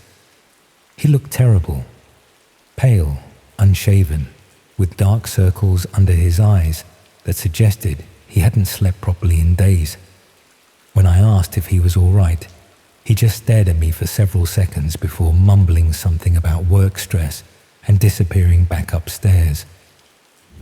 Work stress seemed unlikely, given that he worked part-time at a local computer repair shop and had never shown any particular ambition or pressure about his career. But people deal with things differently, and it wasn't really my place to pry into his personal problems. We weren't close friends, just housemates sharing expenses and common areas. The electricity bills started arriving higher than usual around the same time. Not dramatically higher, but enough for us to notice when we were splitting costs 4 ways. When we asked about it, he claimed his computer had been running more intensive software for some freelance projects. Again, nothing that seemed worth arguing about, though it did add to the general sense that something had changed. His room began to smell different as well. Not unpleasant exactly, but stale and closed off, like air that hadn't been properly circulated for weeks. The few times his door was open when I passed, I caught glimpses of thick sheets hung over the windows and the glow of screens arranged at odd angles, creating shadows that seemed deliberately designed to obscure what was actually happening in there. There were cables everywhere, trailing across the floor in patterns that suggested something more complex than a simple computer setup. We started hearing voices from his room more regularly, always muffled, always unclear, but definitely not just him. Sometimes it sounded like multiple people talking at once. Other times, like single voices giving instructions or making requests. The conversations never seemed to follow normal patterns. No back and forth exchanges, no laughter. Just these odd, disjointed fragments of speech. The internet connection throughout the house became increasingly unreliable. Pages would load slowly, streaming services would buffer constantly, and online games would lag to the point of being unplayable. When we complained to our internet provider, they insisted nothing was wrong with the connection, but the problems persisted. It felt like someone was using enormous amounts of bandwidth for something. I started paying more attention to his routine, not out of any particular suspicion, but because his behavior was affecting the rest of us. He'd leave his room only during specific hours, usually when the rest of us were out or asleep. The timing seemed deliberate, like he was actively avoiding contact with anyone else in the house. The packages started arriving more frequently as well. Small, unmarked deliveries that he'd collect immediately and take straight to his room. When I asked the postman about them one day, he mentioned that our address was receiving more packages than most houses on the street, but couldn't tell me anything specific about the contents or senders. One evening, while he was out at his regular job, I heard sounds coming from his room. Not possible, obviously, since he wasn't home, but definitely something electronic. Beeping, clicking, the sort of noises computers make when they're processing information or receiving data. The sounds continued for several hours, stopping only when I heard his key in the front door. The breaking point came during a particularly hot week in July. The house felt stifling, and we'd been leaving windows open to try to get some air circulation.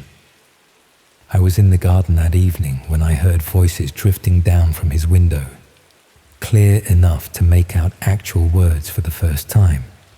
Someone was giving directions, not navigation directions, but instructions about movements, positions, actions.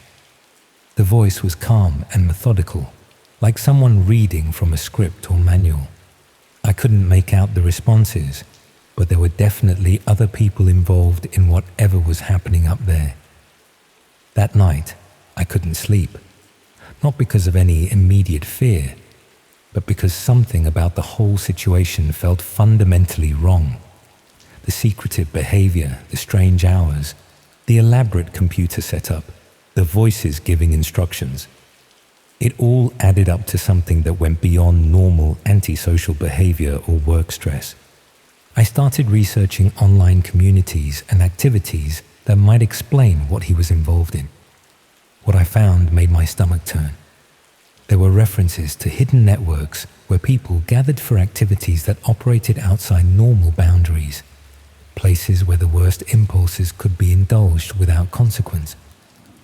The descriptions were vague but deeply disturbing, suggesting interactive experiences where viewers could influence what happened to real people in real time.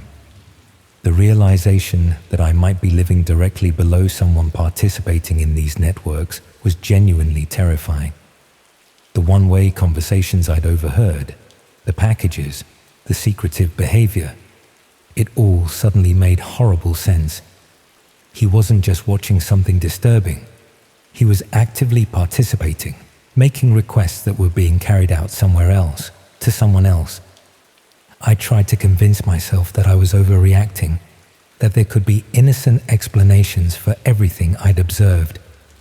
But the combination of evidence was too strong to ignore, and the descriptions I'd found online matched his behavior too precisely to be coincidental. Sleep became almost impossible. Every sound from his room took on sinister significance. Every conversation I overheard seemed to confirm my worst suspicions. I'd lie awake wondering what exactly was happening above me, who might be suffering because of activities being coordinated from our house. The knowledge that these networks existed, that people participated in them from ordinary houses in ordinary neighborhoods, fundamentally changed how I saw the world around me. Every house could be hiding similar activities. Every antisocial neighbor could be involved in things that shouldn't be possible in civilized society.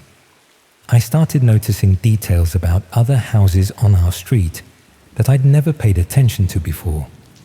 Which ones had unusual amounts of electronic equipment? Which residents kept irregular hours? Which properties received frequent deliveries or had visitors at strange times? The suburban normality that had always felt safe and predictable now seemed like a facade hiding darker realities. The authorities seemed completely unaware of what was happening. Police patrols continued their regular routes, completely oblivious to the networks operating parallel to their understanding of crime and disorder. The gap between official awareness and actual activity was enormous, leaving people like me with knowledge we couldn't act upon and evidence we couldn't report. I considered moving out, but that felt like abandoning responsibility for what I'd discovered. If these activities were happening in our house, involving our internet connection and our address, then walking away would make me complicit in whatever harm was being caused. But staying meant living with knowledge that was eating away at my ability to function normally. The situation resolved itself when he disappeared. Or that's what we told ourselves. The truth is, we're not entirely sure what happened. His presence in the house became increasingly sporadic, then stopped entirely. But none of us could pinpoint exactly when we'd last seen him. One day, we realized his room had been silent for over a week, and when we finally worked up the courage to check, it was empty. But the emptiness felt wrong somehow. His belongings were gone, but selectively. Personal items had vanished while leaving behind things that suggested a hurried departure. The room had been cleaned, but not thoroughly, as if someone had tried to remove evidence rather than simply tidy up. Most disturbing were the scratches on the walls near the window, thin marks that looked like they'd been made by fingernails. The house felt different after he left, not just quieter or less crowded, but somehow cleaner, like a source of contamination had been removed. The internet connection returned to normal. The electricity bills dropped back to reasonable levels, and the strange packages stopped arriving. Life returned to the mundane routine that had existed before. But the knowledge remained. Understanding that these networks exist, that ordinary people participate in extraordinary cruelty, that such activities happen in normal houses, in normal neighborhoods. The innocent world I'd lived in before had been permanently damaged by what I'd learned. Sometimes I wonder if he moved to another house with other unsuspecting housemates, or if the activities I'd witnessed were part of a larger network that continues to operate from locations across the country. The infrastructure exists, the participants are out there, and the demand for such content apparently continues to grow. I still live in shared houses, still split bills and argue about cleaning rotas and wonder about my housemates' odd behaviors. But now I pay attention to different details, notice different patterns, and ask different questions about the sounds that come from other people's rooms after midnight.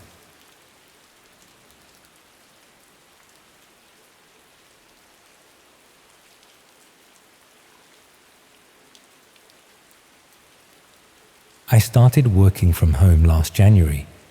The transition wasn't difficult. My job as a data analyst for a health insurance company translated well to remote work. Just me, my laptop, and endless spreadsheets tracking claim patterns and cost projections. The company sent us home with monitors, docking stations, and even ergonomic chairs. They wanted to make sure our productivity wouldn't suffer during the isolation.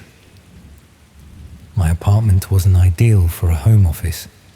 One bedroom, thin walls, and neighbors who seemed determined to renovate during business hours.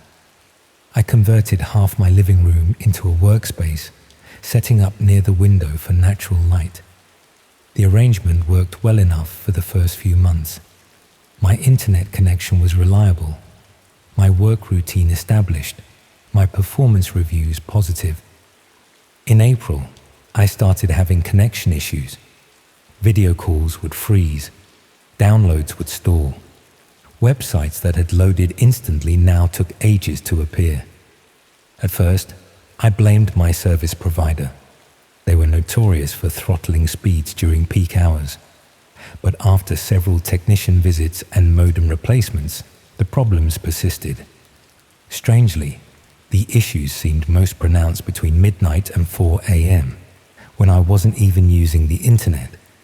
I started monitoring my network traffic using software recommended by our IT department. The data showed massive bandwidth consumption during those early morning hours, despite all my devices supposedly being in sleep mode. Something was using my connection and using it heavily.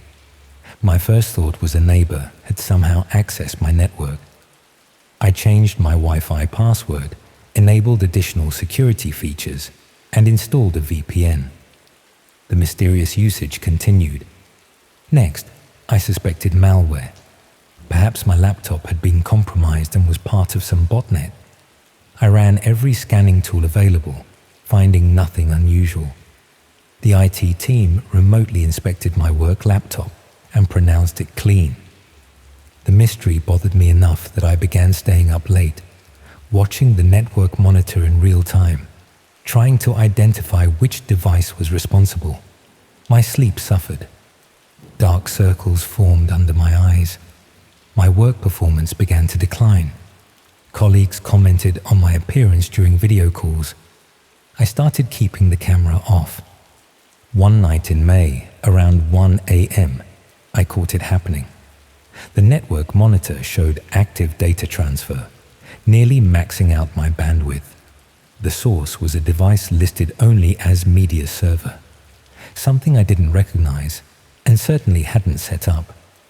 I immediately logged into my router's admin panel to block the device, but when I refreshed the connected devices list, media server had disappeared.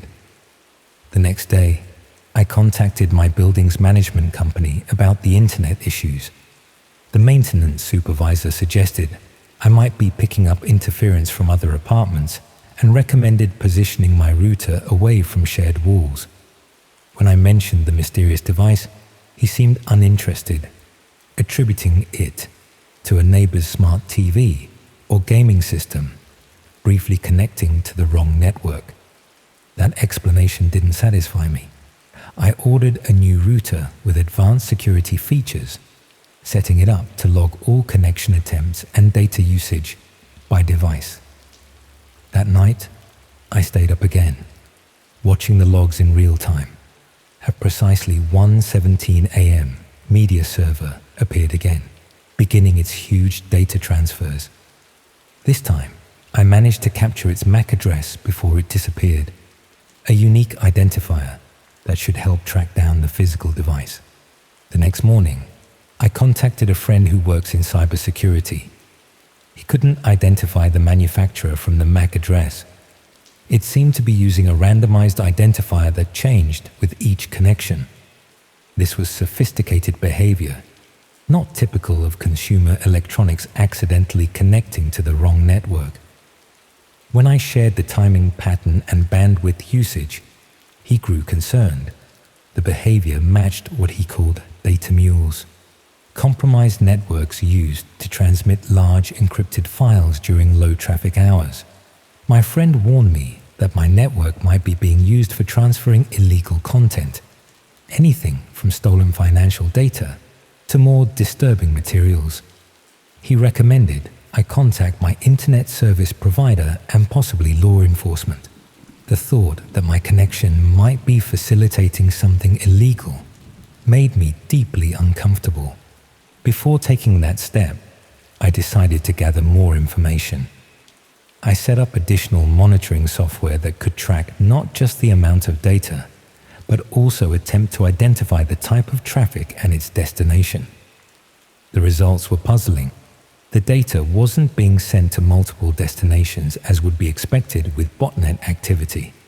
Instead, it was a sustained connection to a single endpoint, using encrypted protocols that masked the content. The destination IP address changed nightly, but always pointed to servers using Tor exit nodes, the infrastructure of the so-called dark web. My friend confirmed this was consistent with someone using my network as a relay for accessing hidden services, potentially to mask their own identity. The question remained, who was doing this and how had they gained access? I became obsessed with finding answers. I started logging every electronic device in my apartment, not just computers and phones, but the smart TV, digital thermostat, even the refrigerator with its internet connectivity feature. None matched the mysterious media server MAC address. I checked for hidden devices, looking behind furniture, inside vents, examining the electrical outlets for suspicious adapters. Nothing. In June, after 6 weeks of disrupted sleep and growing anxiety, I made a breakthrough. The mystery device only connected when I was home. On nights I stayed at a friend's place or worked late at a coffee shop. My network log showed no unusual activity. The implication was unsettling. Whatever was happening was somehow tied to my presence. That night, I conducted an experiment. I left all my devices powered on as usual, but shut off the bedroom and bathroom lights, creating the impression I had gone to sleep. Then I sat in darkness near my router, a network analyzer running silently on my laptop. At 1:14 a.m., I heard a soft electronic tone from somewhere in my apartment, almost imperceptible, like the sound a device makes when powering on. 3 minutes later, media server appeared on my network. I tracked the signal strength, moving my laptop around the apartment to find where it was strongest. The source appeared to be my bedroom. I searched methodically, under the bed, in the closet, behind the dresser. Nothing. Then I noticed my work laptop, closed and apparently asleep on the nightstand. According to my monitoring software, it wasn't the source. But when I opened it, the screen remained dark while the power indicator showed it was running. I forced a shutdown and restarted it. Everything seemed normal.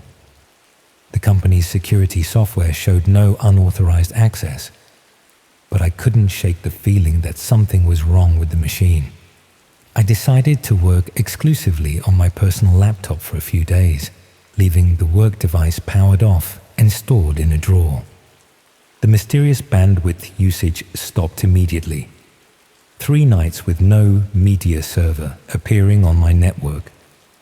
On the 4th day, I received an email from IT asking why my work laptop hadn't connected to the company servers for scheduled updates.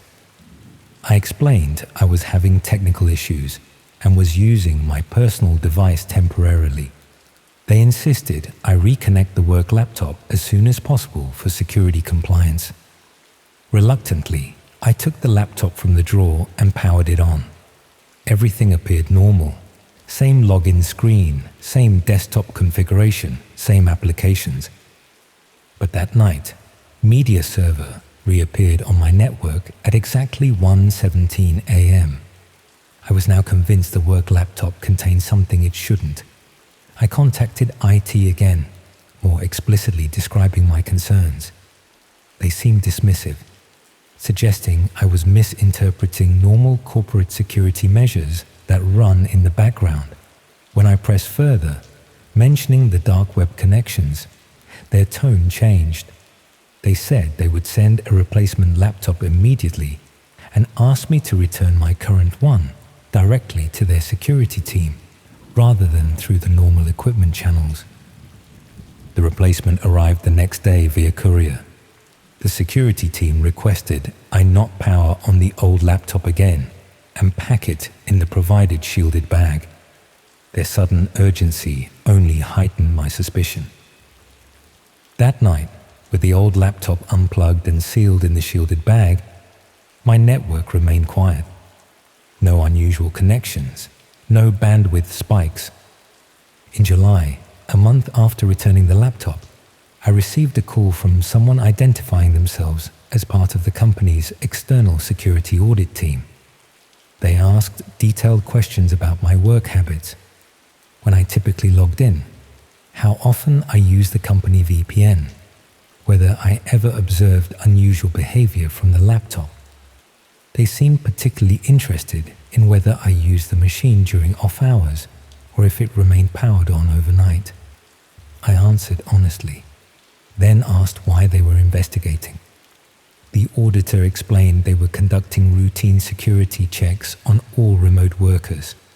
The explanation seemed reasonable, but something in their tone felt rehearsed. A week later, I was called into a virtual meeting with HR and my department head. They explained that due to restructuring, my position was being eliminated. They offered a generous severance package in exchange for signing a confidentiality agreement covering not just company data, but also any observations about company equipment or security practices. The implication was clear. Take the money, stay quiet, move on. I signed the agreement. The severance would cover my expenses while I looked for new work. But I couldn't stop thinking about what had been happening. What had been on that laptop? What kind of data was being transmitted through my network in those early morning hours? My cybersecurity friend suggested a theory. The laptop had been compromised, not by an outside threat, but by someone inside the company.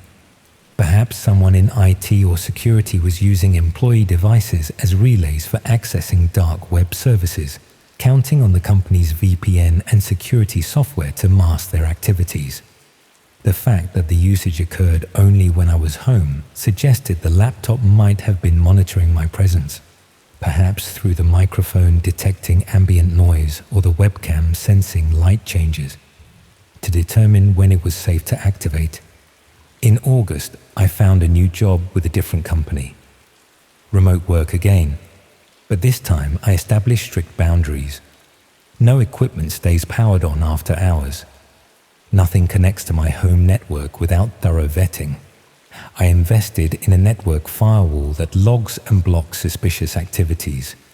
I should have felt secure again. I didn't. Last week, I received an anonymous email. The subject line contained only a timestamp, 1:17 a.m. The body was empty. I deleted it immediately and ran security scans on all my devices. Nothing unusual was detected. 3 days ago, while reviewing my new home security system footage, I noticed something strange. At exactly 1:17 a.m., the camera in my home office briefly lost connection, just for a few seconds, but long enough to create a gap in the recording. The system logs showed no errors, no power fluctuations, no explanation for the interruption. Yesterday, I received a package. No return address, no shipping label, no indication of how it had arrived at my door.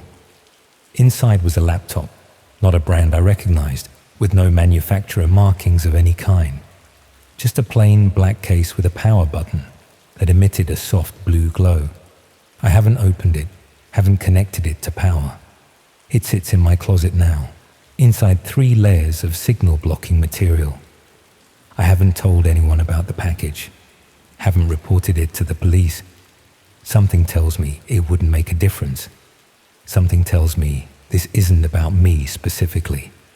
I'm just a node in a network, a convenient relay point for information traveling between unseen parties. Sometimes at night, I wake suddenly at 1:16 a.m., 1 minute before whatever this is activates.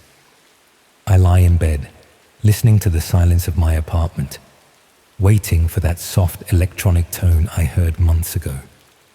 Sometimes I think I hear it, just at the edge of perception. Sometimes I convince myself it's just imagination. But the other night, I checked my network logs out of habit, At exactly 1:17 a.m. for precisely 3 minutes, an unknown device had connected to my network. The identifier was different this time. Not media server, but observer client. The data transfer was minimal, just a few kilobytes. Just enough to send a message. I'm still here. I'm still watching. I'm writing this now as a warning, though I'm not entirely sure what I'm warning against. Corporate espionage, government surveillance, organized criminal networks. The boundary between these possibilities seems increasingly blurred. All I know with certainty is that our digital lives are not as private as we imagine, our networks not as secure as we're led to believe. Something moves through the infrastructure we've built, using our connections, our devices, our homes as waypoints in a journey we can't see or understand. And sometimes, late at night, when the world is quiet, it pauses briefly at your address before continuing on its way.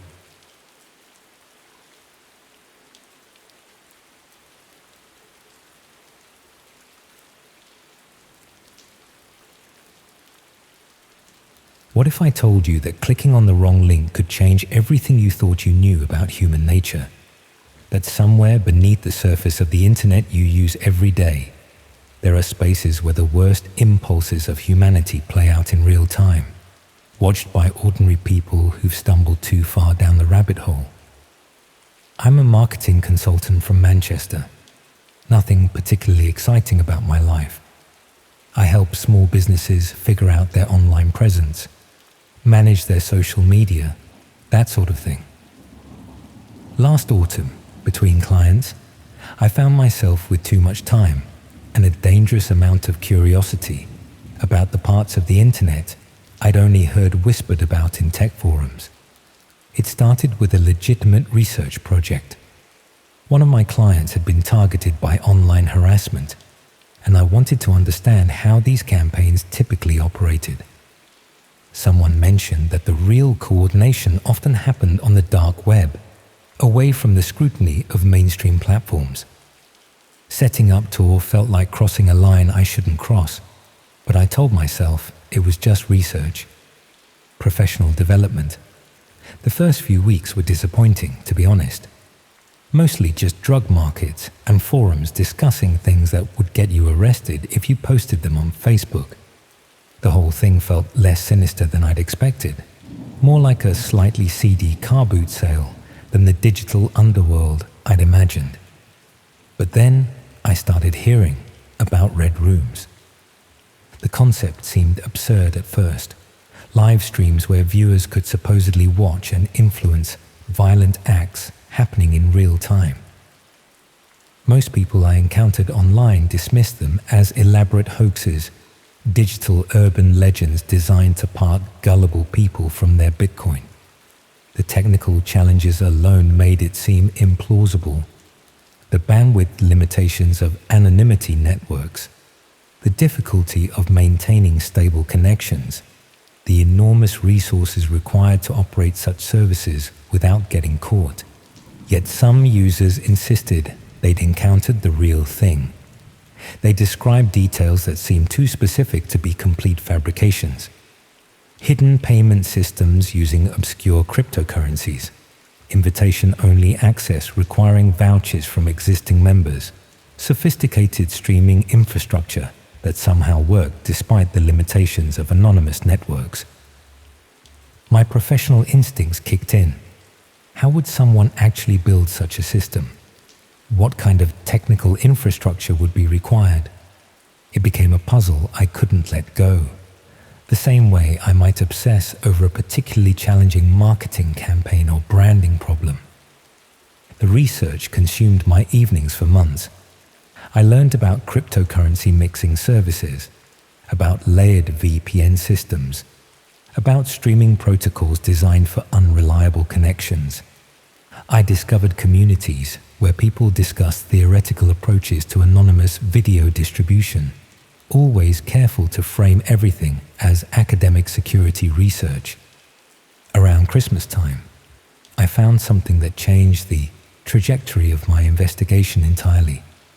It was buried in a discussion about experimental streaming technology, presented not as anything sinister, but as a demonstration of new protocols designed for secure communications.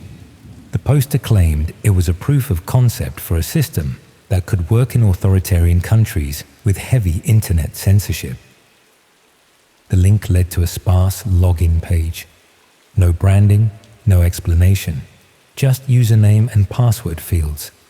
Below that, a note indicating that new accounts required an invitation code from an existing member. I should have closed that browser tab immediately. Instead, I spent the better part of January trying to work out how to get access. The breakthrough came through my legitimate work. I'd been helping a small cybersecurity firm with their content marketing, writing blog posts about privacy tools and network security. One of their consultants, someone I'd worked with on several projects, sent me a private message asking if I'd be interested in beta testing a new streaming platform designed for privacy-conscious users. The timing felt like more than coincidence. I accepted. The authentication process was more sophisticated than I'd expected. Beyond basic credentials, the system required verification through a custom application that generated time-sensitive codes. It reminded me of the security systems used by online banking, the kind of multi-factor authentication you'd expect from financial institutions. When I finally gained access, I was struck by how professional everything looked. Clean interface design, intuitive navigation, the kind of user experience you'd expect from a legitimate streaming service. There was a list of available channels on the left, chat functionality on the right, and a video player dominating the center of the screen. Most channels appeared to be offline. The active ones had cryptic titles, usually just random combinations of letters and numbers. Viewer counts were relatively low, rarely more than 50 or 60 people. The chat sections were mostly empty, with only occasional messages in languages I couldn't identify. I clicked on one of the active channels. The video quality was poor, as expected through anonymity networks, pixelated, choppy, with noticeable delays. It took several seconds to understand what I was looking at. A small room with concrete walls, lit by harsh fluorescent lighting. In the center, a metal chair with someone sitting in it. The person appeared unconscious or heavily sedated. Their head lolled forward, unresponsive to sounds coming from somewhere off camera. The chat section remained empty, except for automated system messages noting the timestamp. I watched for perhaps 15 minutes, waiting for something to happen.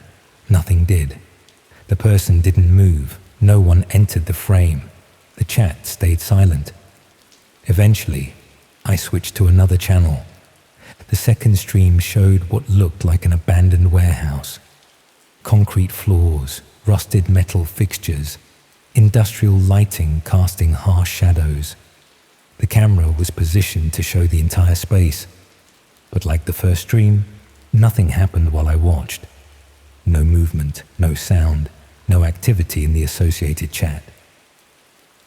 Over the following hours, I sampled roughly a dozen different channels.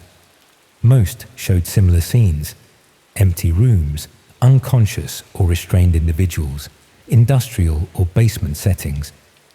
The production values varied dramatically. Some appeared professional, with multiple camera angles and clear audio. Others looked like amateur recordings from mobile phones or cheap webcams. What struck me most was the absence of the interaction I'd expected. Despite claims that these platforms allowed viewer participation, I saw no evidence of real-time control or influence. No voting mechanisms, no polling systems, no way for viewers to communicate with whoever was operating the streams. The chat functions existed but remained largely unused. I began to suspect I was looking at elaborate recordings rather than live content. The technical limitations that skeptics had pointed out seemed valid. Maintaining stable, interactive video streams through anonymity networks would require significant resources and expertise. Perhaps these were pre-recorded videos designed to create the illusion of live participation. But then I discovered a channel that shattered that assumption completely. The title was different from the others. Not random characters, but actual words. Fulfillment Session 47. The viewer count was significantly higher, over 100 people. The chat section showed active messages, though they were mostly numbers and brief phrases that meant nothing to me initially. The video showed a residential setting rather than the industrial spaces I'd seen before. Someone's sitting room, complete with furniture, decorations, family photographs on the mantelpiece. It looked normal, comfortable, like any middle-class British home you might visit. A person sat on the sofa, facing the camera directly. Unlike the unconscious subjects in other streams, this individual was alert, making eye contact with the lens. They appeared nervous but not panicked, as if they understood what was about to happen and had somehow accepted their situation. The chat suddenly exploded with activity. Messages appeared rapidly, too fast for me to read them all. Numbers, coordinates, simple commands. Most were in English, but I recognized fragments of other European languages mixed throughout. That's when I noticed something that made my blood run cold. The timestamp on one of the chat messages matched exactly the time showing on my computer clock. Not approximately, precisely, down to the second. These weren't pre-recorded videos. This was happening right now, in real time. Someone entered the frame from the left side of the screen. They wore dark clothing with their face obscured, but their movements seemed deliberate, controlled. They approached the person on the sofa and handed them what appeared to be a sheet of paper. The person read whatever was written there. Their expression transformed from nervous to genuinely terrified. They started to rise from the sofa, but the masked figure placed a hand on their shoulder, gently but firmly guiding them back down. The chat messages became more frequent and specific. I began to understand that they weren't just comments, they were instructions. The numbers corresponded to locations within the room. The brief phrases were commands for actions to be performed. The viewers weren't just watching, they were directing what happened next. The person on the sofa looked directly at the camera again, and I realized with growing horror that they could see us. Not individually, but they knew we were there, watching, participating. Their eyes held a desperate pleading that I'd never witnessed before in any film or television program. I slammed the laptop shut immediately. For nearly a week, I avoided my computer entirely, except for essential work tasks. I told myself it had been an elaborate hoax, a piece of performance art designed to disturb people like me who'd wandered into spaces we had no business exploring. The production values had been too polished, the technical execution too smooth. Surely real criminal operations don't invest that kind of effort into user experience design. But I couldn't stop thinking about that timestamp, the perfect synchronization between the chat messages and my system clock. The way the person on the sofa had looked through the camera, as if they could see directly to the people watching on the other side. After 4 days, I began checking local news websites obsessively. Missing persons reports, unexplained incidents, anything that might connect to what I'd witnessed. I found nothing, which should have been reassuring but somehow made everything worse. I never returned to that platform. I uninstalled Tor, deleted the cryptocurrency wallets I'd created during my research, reformatted my hard drive multiple times. I changed all my passwords, switched to new email providers, even replaced my router with a different model from a different manufacturer. but the questions remained. Had I witnessed something real, or had I been subjected to an elaborate psychological experiment? How do you verify something that exists entirely in the shadows, that leaves no trace in the legitimate world? 8 months have passed since then. I've attempted to return to my normal routine, focusing on client work, avoiding the darker corners of the internet entirely. But sometimes, late at night, when I'm working on a campaign or reviewing analytics, I'll notice the timestamp in the corner of my screen and remember that moment of perfect synchronization.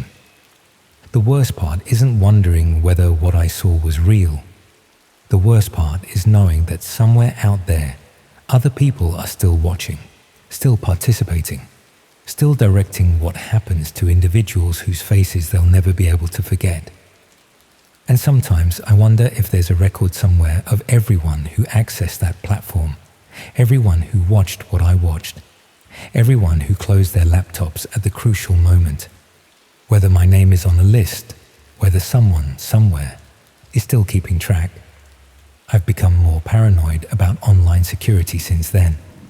I monitor my network traffic regularly, check my systems for unusual activity, maintain better operational security practices than any marketing consultant has any reason to need. Not because I'm doing anything wrong now, but because I can't shake the feeling that someone, somewhere, might still be watching me. The internet feels fundamentally different now.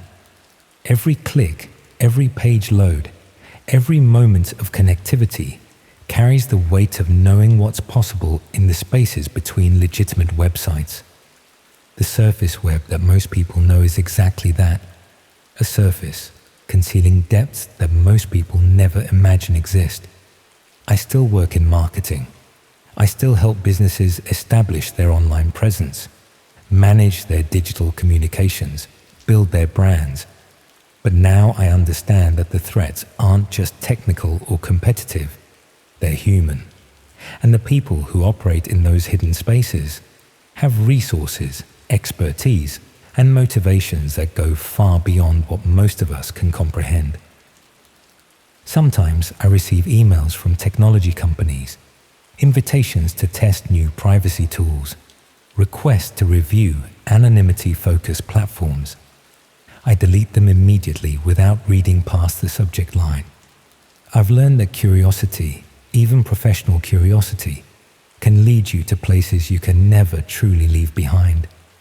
The person on that sofa is still out there somewhere, or they're not. I'll never know which, and that uncertainty follows me through every day, every project, every quiet moment when I'm alone with my thoughts and my computer screen. That's the real horror of it all. Not knowing becomes its own kind of prison, and the people who build these systems understand that perfectly. They know that witnesses are bound by their complicity, that knowledge becomes a burden too heavy to share with anyone who might actually be able to help. I've never told anyone about this experience. Not friends, not family, not the police. Who would believe it? And what would I tell them? That I found something on the dark web that might have been real. That I watched something I shouldn't have watched and then fled.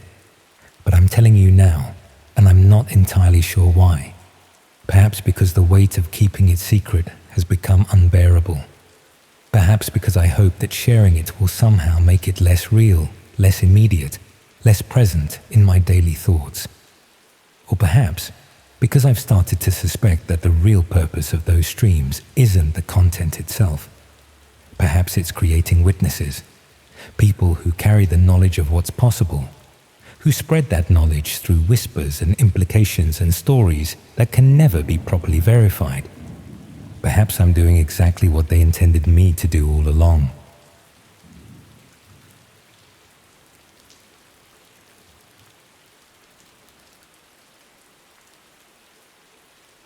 Recently, I learned that sometimes the most dangerous thing you can do is satisfy your curiosity. That clicking the wrong link at the wrong time can change everything about how you see the world. And more importantly, how the world sees you. I'm a librarian at the University of Manchester, spending my days cataloguing books and helping students find obscure references for their dissertations. My relationship with computers extends about as far as checking emails and the occasional Netflix binge. But after my divorce last year, I found myself with far too much time on my hands and a flat in Chorlton that felt uncomfortably quiet most evenings. It started innocently enough. A colleague mentioned something called the dark web during our lunch break, describing it as this hidden internet where you could find anything. She was talking about buying prescription medications without a prescription. Nothing sinister, just trying to get around the ridiculous waiting times at her GP. The way she described it made it sound like some sort of digital black market, accessible but mysterious. I suppose I was bored more than anything else. After spending another evening watching repeats of Location, Location, Location, and finishing a bottle of Malbec on my own, I decided to have a look. How difficult could it be? The Tor browser was surprisingly easy to download. Within about 20 minutes, I was browsing what looked like a much seedier version of the regular internet. Most of it was exactly what you'd expect. Drug marketplaces, fake IDs, stolen credit card details. The sort of thing that made me feel like I was doing something mildly rebellious without actually breaking any laws, just by looking. I spent a few evenings casually browsing, more fascinated by the structure of it all than interested in buying anything illegal. There were forums discussing everything from cryptocurrency to conspiracy theories. It felt like being an anthropologist studying some underground culture, safely removed from any real danger. Then I found the entertainment section. Most of it was what you'd expect: pirated films, illegal streaming sites, that sort of thing. But there were other categories too: live streams, private shows, interactive content. The prices were listed in Bitcoin, which meant nothing to me, but the descriptions were becoming increasingly disturbing. I should have stopped there. I know that now. But there's something about forbidden knowledge that makes it irresistible, isn't there? Like being told not to look down when you're standing at the edge of a cliff. The red room listings were buried several clicks deep in a section that required additional verification to access. The name itself should have been warning enough, but I'd convinced myself I was just exploring, just satisfying intellectual curiosity. The descriptions were vague, but clearly implied live-streamed violence. Real people, real harm, real-time interaction from viewers who could influence what happened. I told myself I'd never actually watch one. I was just researching, trying to understand how such things could exist. But the more I read about them, the more fascinated I became. Not by the violence itself, but by the infrastructure. How did they operate? Who were the people involved? How did payment systems work? How did they avoid law enforcement? The forum discussions were the most disturbing part. Users would discuss previous shows, like they were reviewing films on IMDb. They had favorite performers, they made requests, they shared technical tips for better streaming quality. They spoke about human suffering with the casual enthusiasm of hobbyists discussing model railways. I started checking the forums more regularly, not daily, but every few days. I told myself I was conducting research, maybe even gathering information that could be useful to authorities. Really, I think I was just drawn to the darkness of it all, the same way people slow down to stare at car accidents. After about a month of this casual browsing, I noticed something that made my blood run cold. One of the regular forum users had a location tag that said Manchester, UK time zones in their posts, references to local news events. This wasn't some anonymous figure operating from Eastern Europe or Southeast Asia. This was someone nearby, someone who might shop at the same Tesco as me, someone who might have been sitting next to me on the bus. I started paying more attention to their posts. They were a frequent contributor, offering technical advice about streaming setups, discussing upcoming shows, sharing what they called reviews of past events. Their username was Viewer1, and they seemed to have some sort of insider knowledge about how these operations worked. Then they posted something that made me shut my laptop immediately. They mentioned a location, not specifically, but descriptively, an abandoned industrial building near the canal, somewhere in the direction of Trafford Park. They were discussing technical challenges with soundproofing and internet connectivity, complaining about the difficulties of operating in such locations while maintaining security and anonymity. I recognized the area they were describing. I'd walked past it several times during my weekend runs along the canal towpath. A derelict textile factory that had been empty for years, surrounded by overgrown wasteland and partially collapsed outbuildings. The sort of place you'd expect to find used needles and broken glass, not sophisticated streaming equipment. For several days, I couldn't stop thinking about it. Every time I tried to focus on work, my mind would drift back to that forum post. Part of me wanted to dismiss it as fantasy, someone making up stories for internet points. But the technical details were too specific, too practical. This read like someone with genuine experience, not someone spinning elaborate fiction. I decided to walk past the building on my next weekend run. Just to look, just to satisfy my curiosity. If it looked completely abandoned and undisturbed, I could put the whole thing out of my mind. If there were signs of recent activity, well, I hadn't decided what I'd do then.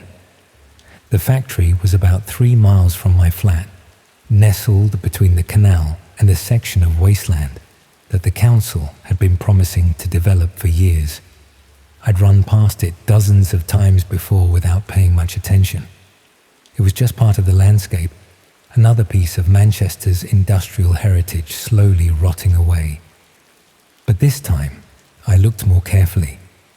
The main building was 5 stories of red brick and broken windows, exactly the sort of structure that would normally be completely inaccessible to anyone without climbing equipment.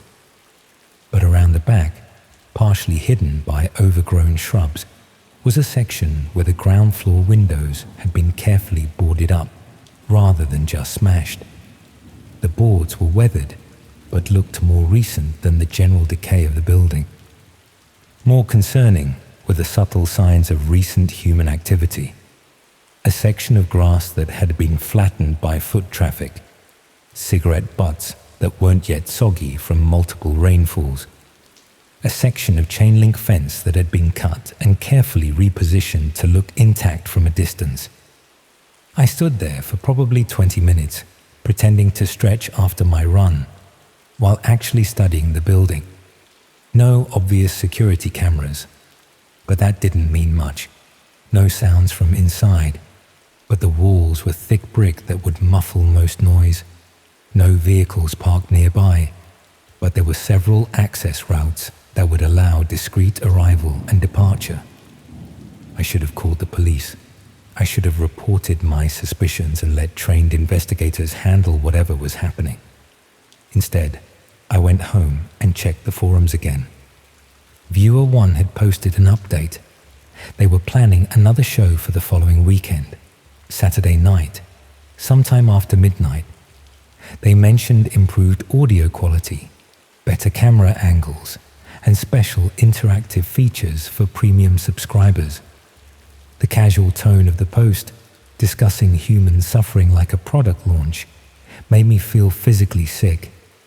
I spent the entire week in a state of anxious distraction. My colleagues at the library noticed I was distant and distracted. I caught myself staring out the window during meetings, my mind replaying forum posts and imagining what might be happening in that abandoned building. Friday night, I barely slept. I kept checking the forums, watching for updates, looking for any indication that I'd misunderstood something. But Viewer One continued posting technical updates and responding to questions from other users. Everything suggested that something was definitely planned for the following evening. Saturday evening, I tried to distract myself with normal activities. I cooked dinner, watched television, started reading a book, but by 11 o'clock, I couldn't concentrate on anything except what might be happening just a few miles away. I put on dark clothing and walked to the canal. I told myself I was just going to observe from a distance, maybe document anything suspicious and report it to authorities on Monday morning. I wasn't planning to intervene directly or put myself in danger.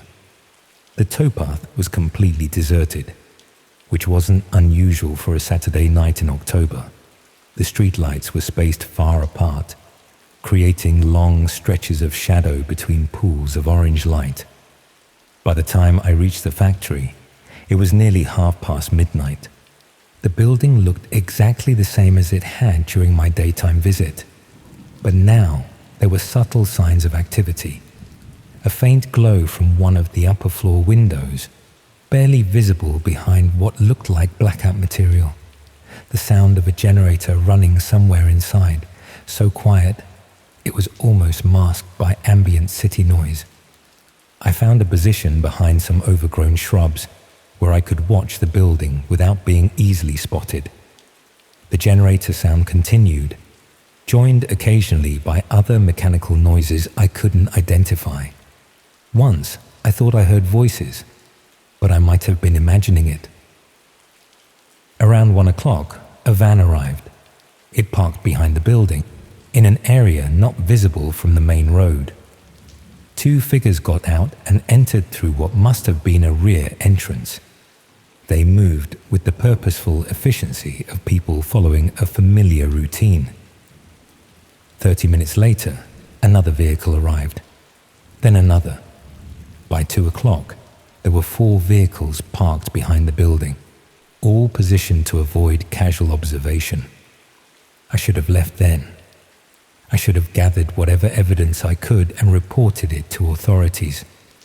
Instead, I found myself moving closer to the building, trying to find a position where I might be able to see or hear more clearly. The rear of the building had several ground floor windows that were boarded up, but not completely sealed. Through gaps in the boards, I caught glimpses of artificial light and shadows moving inside. The generator noise was louder here, joined by the hum of electronic equipment and occasional voices. I was crouched behind an old shipping container, probably 30 yards from the building, when I heard footsteps approaching from behind me. I turned around slowly, my heart hammering, expecting to see security guards or police officers. Instead, I saw a figure in dark clothing, walking directly towards my hiding position with obvious intent. They weren't trying to be stealthy. They knew exactly where I was. The figure stopped about 10 feet away and spoke in a quiet, conversational tone that was somehow more terrifying than any aggressive challenge would have been. They told me I'd been expected. They said Viewer One had noticed unusual traffic patterns in the forums, someone asking the right questions and showing interest in specific locations. They'd been monitoring forum users more carefully lately, tracking digital footprints and cross-referencing with local activity. They explained that I'd been identified and followed during my previous visit to the building. My regular forum browsing had created a profile that made me interesting to them, someone with genuine curiosity, but no obvious law enforcement connections. They offered me a choice. I could walk away immediately, delete my forum accounts, and never return to this area or these websites. Or I could satisfy my curiosity completely, see exactly what I'd been researching, and become part of their community. They made it sound like a reasonable business proposition. They weren't threatening me with violence, just explaining my options with the calm professionalism of someone making a sales pitch. But the implication was clear. Walking away would require their trust that I'd remain silent about what I'd discovered. Staying would require my participation in activities I'd only observed from a distance. I stood there in the darkness, 30 yards from a building where I suspected horrible things were happening, being offered a choice between complicity and silence. Neither option felt like escape. I told them I needed to think about it. They said I had until the next Saturday to decide. They gave me a secure messaging app and an encrypted contact. They said Viewer One was particularly interested in meeting me, someone who'd shown such dedicated research interest in their work. I walked home in a state of shock that I'm still not sure I've recovered from. The casual professionalism of the encounter was almost more disturbing than any direct threat would have been. They spoke about human suffering like a business operation, about my potential involvement like a job interview. It's been 3 weeks since that conversation. I haven't returned to the forums. I haven't used the contact information they gave me. I've avoided running anywhere near that area of the canal. But I haven't called the police either, because part of me knows they were right about one thing. I had been researching their activities with genuine fascination, not just horror. I had been drawn to the forbidden knowledge, the glimpse into darkness that most people never see. They hadn't completely misread my motivations, and because another part of me knows that if they were sophisticated enough to identify and track me through forum activity, they're probably sophisticated enough to monitor whether I contact authorities. The choice they offered me probably wasn't as simple as they made it sound. I still check my usual websites. I still go to work at the library. I still run along different sections of canal, avoiding the area near Trafford Park. I try to maintain normal routines and convince myself that the whole experience was some sort of elaborate hoax or misunderstanding. But sometimes, late at night, I find myself thinking about Viewer One's invitation, about what exactly I might learn if I satisfied my curiosity completely, about whether the line between observer and participant is as clear as I'd always assumed. The secure messaging app is still installed on my phone. The encrypted contact information is still saved in my notes. Every Saturday evening, I find myself wondering what choice I'm actually going to make.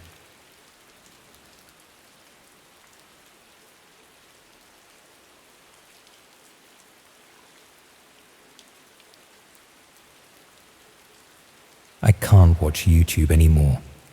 Not even the most innocent cooking tutorials or guitar lessons. The moment a camera angle shifts unexpectedly, or someone laughs with a fraction too much enthusiasm, my mind immediately floods with images I've spent 2 years trying to forget. Blood pooling on polished hardwood floors, the reflection of ring lights in terrified eyes, the sound of a viewership counter ticking upward as unspeakable acts were performed for an invisible audience hidden in the darkest corners of the internet. Before that week in Brighton, I was just another aspiring content creator desperate for that elusive breakthrough moment. 23 years old with a moderately successful YouTube channel. 80,000 subscribers built over 3 grueling years of twice-weekly uploads, mostly commentary on gaming culture and tech reviews. Not exactly setting the algorithm on fire, but enough to occasionally receive sponsorship offers and free products. The grinding predictability of creating content while working part-time at a mobile phone shop had begun wearing me down. Each video feeling more formulaic than the last. Engagement metrics plateauing despite increasingly desperate attempts to capture attention in an oversaturated market. When the email arrived from Jules Harrison, content creator extraordinaire with 5 million subscribers and founder of the Spotlight Collective, I initially assumed it was spam, or or an elaborate prank. The spotlight was legendary in UK YouTube circles, a collaboration house where Jules brought together up-and-coming creators for month-long residencies that typically resulted in massive subscriber growth for participants. Their videos, high-energy challenges, elaborate pranks, and carefully choreographed spontaneous moments dominated recommended feeds across multiple demographics. An invitation to their summer residency program was essentially a golden ticket, a shortcut past years of algorithm-chasing obscurity. The email contained the perfect blend of personalized appreciation and vague promises. Jules claimed to admire my authentic voice and untapped potential, suggesting that a month at the Brighton mansion they'd rented for the summer could elevate my content to its natural audience. I should have been suspicious of the flattery, should have questioned why someone with millions of followers would notice my modest channel. But validation is a powerful intoxicant. When you've been shouting into the void for years, each upload meeting with increasingly diminished returns. Within days, I had rearranged my work schedule, packed my equipment, and boarded a train to the South Coast, nursing dreams of verification badges and sponsorship deals. The house itself was exactly what you'd expect from successful YouTubers. A sprawling Victorian mansion overlooking the sea, renovated with an aesthetic that balanced historical features with contemporary luxury and optimal filming conditions. Perfect natural lighting streamed through massive windows, every room equipped with professional-grade sound dampening and wall-mounted ring lights. The 6 other content creators selected for the residency represented diverse niches: beauty tutorials, fitness challenges, comedy sketches, true crime commentary, urban exploration, and cooking videos, creating what Jules described as perfect cross-pollination potential for collaborative content. The first few days proceeded exactly as promised. We filmed introductory content establishing the residency concept, participated in getting to know you challenges designed to showcase our personalities, and planned collaborative videos that would introduce each creator's audience to the others. Jules and his core team, 3 long-term collaborators who handled technical aspects, editing, and social media management, maintained a relentlessly upbeat atmosphere while guiding us through their proven content formulas. The resulting videos performed exceptionally well, my subscriber count jumping by thousands within days as the Spotlight's massive audience discovered my channel through cleverly structured collaborations. The subtle shift began during the second week as Jules introduced what he called escalation content, videos designed to capitalize on our growing comfort with each other by pushing boundaries for entertainment value. What started as mildly embarrassing challenges gradually evolved into elaborate pranks with increasingly uncomfortable elements: sleep deprivation, minor physical discomfort, emotional manipulation designed to capture genuine distress that could be packaged as entertainment. Nothing technically harmful, but walking a line that made several of us privately uncomfortable, though none dared voice concerns for fear of appearing ungrateful or unsuited to the competitive reality of professional content creation. I remember the exact moment when my unease crystallized into something more concrete. During a late-night editing session, I noticed discrepancies in the footage from a particularly intense prank involving simulated intruders. The reactions Jules had captured seemed disproportionate to the scenario as I remembered it.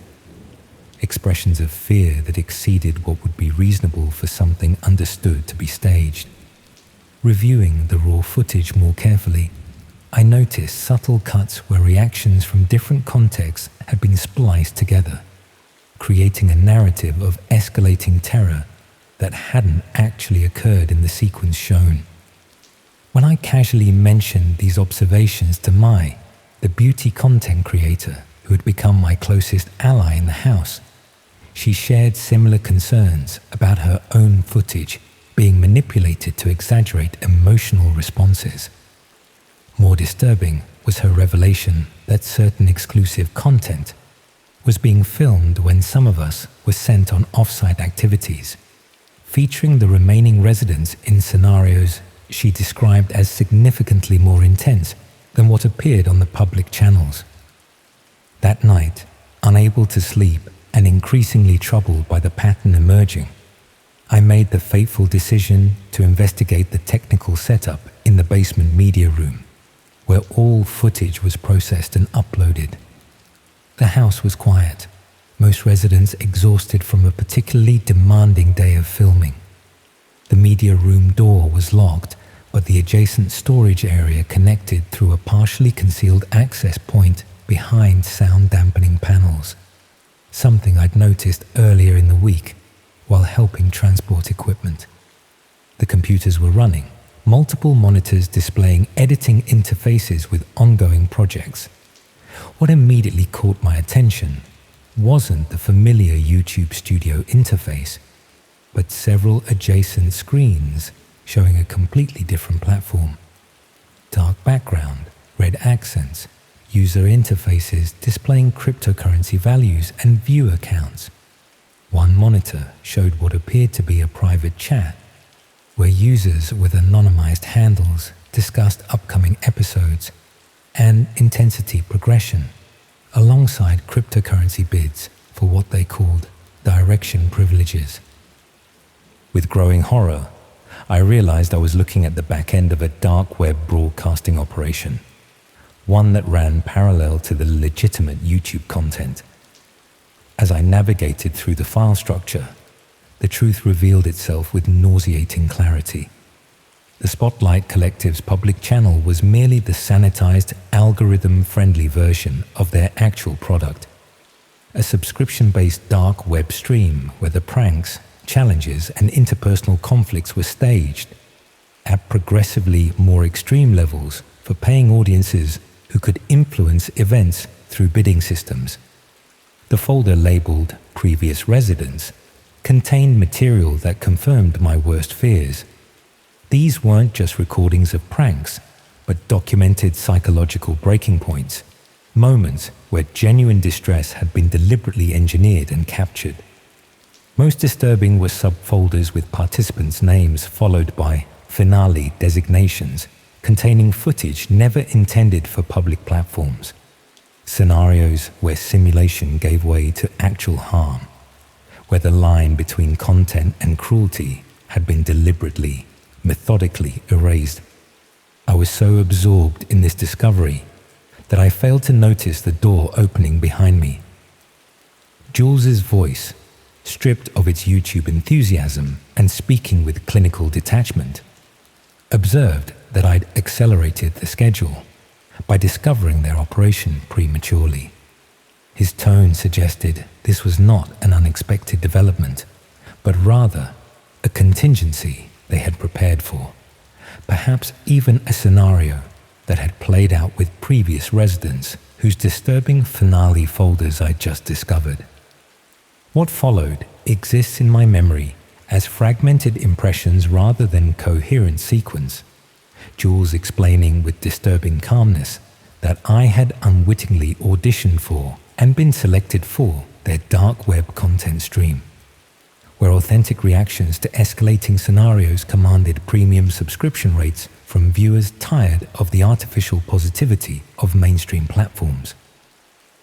The real purpose of the Spotlight Residency program wasn't to elevate promising creators, but to identify those whose psychological profile suggested they would produce compelling content when subjected to genuine rather than simulated distress. My attempted escape was predictably unsuccessful. The house had been specifically selected for its isolation and security features. The other residents either complicit or themselves unaware of the true nature of their participation. The following 3 days became a nightmare of forced participation in what they called my breakdown arc. a carefully orchestrated series of scenarios designed to document my psychological deterioration for their dark web audience. Each segment was constructed to appear consensual if viewed selectively, with carefully captured moments of apparent agreement that could be edited together to create plausible deniability. The other residents' reactions revealed the spectrum of their involvement. My and 2 others displayed the genuine shock of fellow victims, while the remaining 3 showed the practiced detachment of those who had already completed their own arcs and graduated to becoming facilitators rather than subjects. The true horror wasn't just what was happening, but the realization that this system had been operating for years, processing waves of aspiring creators through its machinery. Some discarded after providing sufficient content, others absorbed into the operation as their moral boundaries were systematically dismantled. My salvation came not through my own efforts, but through Mai's desperate initiative. Having witnessed my content sessions and realizing she was likely scheduled for similar treatment, she had managed to smuggle a message out through a food delivery service, using a technique so simple it had evaded the elaborate security systems. A note written in eyeliner on a delivery instruction slip, containing just enough information to raise alarms when received by someone outside the house's controlled environment. The police response was initially skeptical, but escalated rapidly when Mai's family independently reported concerns after unusual changes in her communication patterns. The raid occurred during what was being prepared as my finale session, interrupting a scenario designed to document actual rather than simulated harm. The resulting investigation uncovered not just the dark web broadcasting operation, but a cryptocurrency trail linking the Spotlight Collective to similar operations across multiple countries. A network of content houses where the boundaries between entertainment and exploitation had been deliberately, profitably erased. The legal aftermath continues even now, complicated by jurisdictional issues and the technical challenges of prosecuting crimes conducted through encrypted channels. Jules and 2 core team members remain in custody awaiting trial, while others negotiate reduced sentences in exchange for testimony. The victims, dozens identified across 3 years of operations, grapple with psychological trauma and the knowledge that footage of their worst moments continues to circulate in unreachable corners of the internet. I haven't posted online since that day. My channel remains dormant, comment sections filled with conspiracy theories and demands for explanation that I cannot bring myself to address. Sometimes I receive messages from accounts I don't recognize, containing nothing but timestamp references that I understand with sickening clarity to be directions to specific moments in my content arc, still being viewed and shared on platforms beyond the reach of conventional moderation. The most disturbing legacy isn't the personal trauma, but the knowledge that the Spotlight Collective was merely one node in a larger network. A proof of concept, showing how effectively mainstream content creation could be weaponized as both cover and recruitment for darker operations. How many other collaboration houses, creator residencies, and content collectives operate similar schemes beneath their algorithm-friendly surfaces? How many aspiring creators, desperate for visibility in an oversaturated market, are being evaluated not for their talent, but for their potential to generate compelling content when their consent is methodically, invisibly withdrawn? Each viral challenge, each increasingly extreme prank war, each collaboration house promoting authentic content and pushing boundaries now represents potential danger rather than opportunity.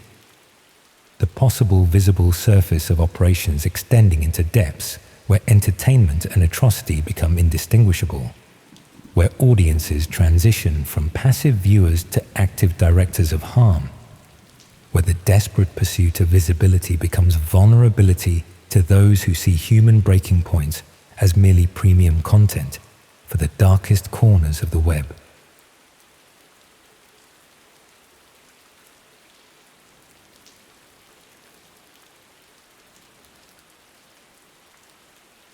I can't get the sound out of my head, the soft tap of an auction paddle against a palm. It's been 2 years, but I still wake up at 1 in the morning, drenched in sweat.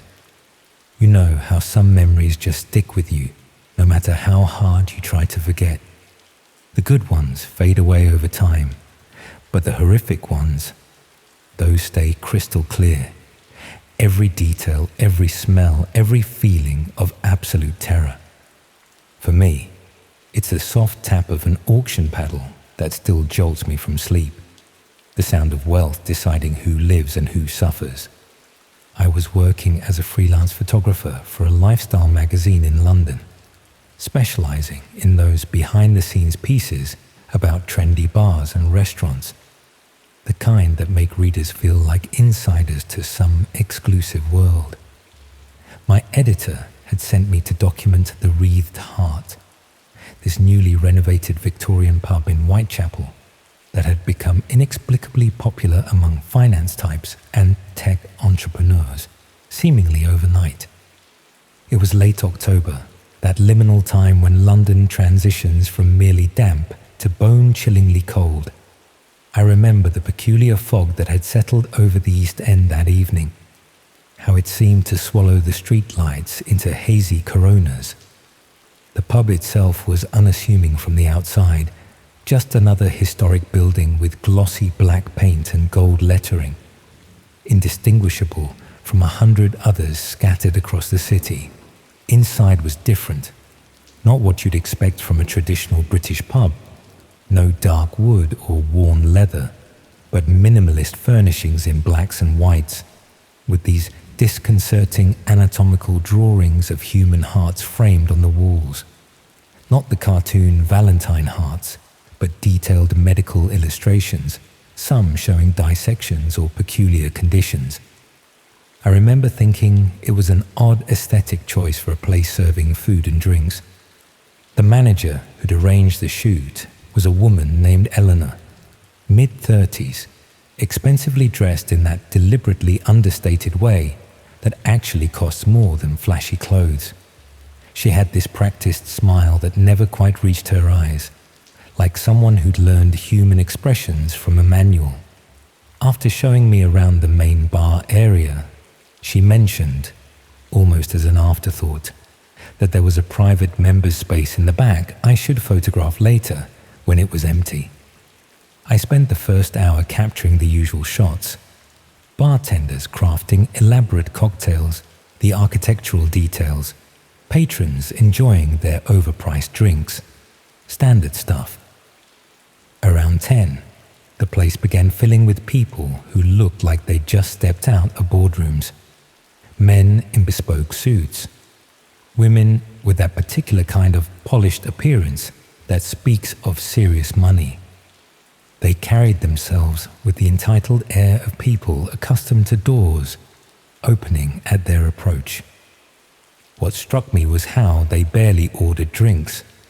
They'd approach the bar, exchange a few words with the bartender, then be directed toward a dark hallway at the back of the pub.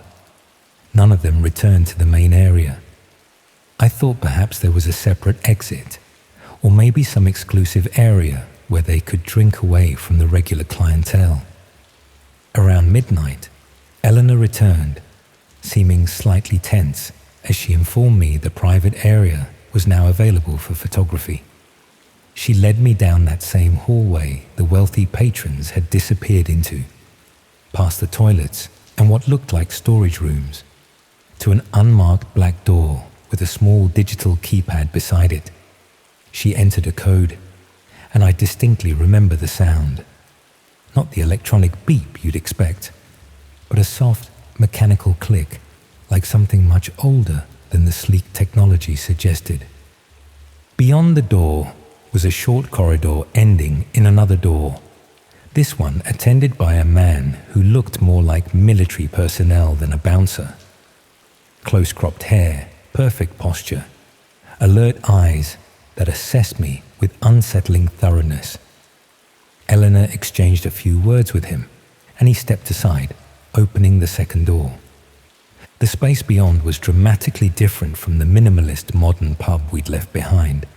It was like stepping into a Victorian gentleman's club. Wood-panelled walls, leather armchairs, the air heavy with expensive cigars and whiskey. But something felt off about it, something I couldn't immediately identify. Perhaps it was how the atmospheric lighting seemed designed to obscure rather than illuminate, or how the room was arranged in a semicircle facing a raised platform area at the front, currently empty but spotlit like a stage. Eleanor instructed me to photograph the empty room quickly, explaining that it was a private auction space for rare collectibles and investments, only accessible to their top-tier members. She emphasized that I should focus on the architectural details and ambience, not any identifying features of the space that might appear in a magazine. I nodded, already framing shots in my mind, thinking this would make for an intriguing centerpiece to my article, the secret room that few knew existed. As I was setting up my tripod, Eleanor was called away by one of the staff. She excused herself, saying she'd return shortly, leaving me alone in that strangely oppressive room. I took the opportunity to explore more freely, noting details that seemed at odds with the rare collectibles explanation. A medical-grade refrigeration unit humming quietly in one corner. Several screens mounted on the walls but currently powered down. Small cameras positioned discreetly throughout the space. On the podium at the front sat an open laptop, its screen showing what appeared to be a spreadsheet with columns for numbers, dates, and what looked like cryptocurrency wallet addresses. Beside it was a stack of black leather-bound portfolios, each with a different Roman numeral embossed in gold. Curiosity got the better of me. I glanced toward the door, confirming I was still alone, then carefully opened the top portfolio marked I. Inside were photographs and specifications, but not of art or antiques. The images showed people, men and women of various ages and ethnicities, each photographed in the same clinical style against a white background. Beside each image was detailed information: height, weight, age, blood type, medical history, psychological profile, and most disturbingly, what appeared to be an estimated resilience rating on a scale of 1 to 10. My mind refused to process what I was seeing at first, creating more palatable explanations. Perhaps this was for some exclusive medical treatment program, or an elaborate reality show, or high-end surrogacy services. But the final page of the portfolio shattered any comforting illusions. It contained detailed pricing structures for what it explicitly called direct control sessions of varying durations, with higher rates for terminal experiences. I felt physically ill as understanding crashed over me. This wasn't an auction for objects but for people, for the right to torture and possibly kill them while watching in real time. The refrigeration unit suddenly made horrific sense. It wasn't for wine, but for preserving evidence or trophies. The screens would be for remote bidders, or for displaying the sessions themselves. I must have made some sound, some small gasp of horror, because the door behind me opened. I snapped a hasty photo of the portfolio's contents with my phone before closing it and pretending to adjust my camera settings. Eleanor returned with two men I hadn't seen before, both in dark suits, both moving with the deliberate precision of predators. She asked if I'd finished, her tone perfectly pleasant, but her eyes scanning the room, noting the portfolio that wasn't quite in the same position I'd found it. I forced a smile, saying I needed just a few more shots. My hands were trembling as I pretended to photograph a particularly ornate section of wall paneling. I could feel their eyes on my back, assessing, calculating.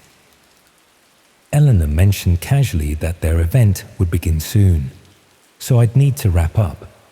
She asked if I'd seen anything interesting while she was gone, her voice still conversational, but carrying an unmistakable undercurrent of threat. I lied, saying I'd been focused on capturing the unique lighting of the space. She smiled that same empty smile and said something about how people often found themselves fascinated by things they didn't understand in this room. As I packed up my equipment, moving with deliberate slowness to appear calm while my mind raced through escape scenarios, the door opened again. A stream of people began entering.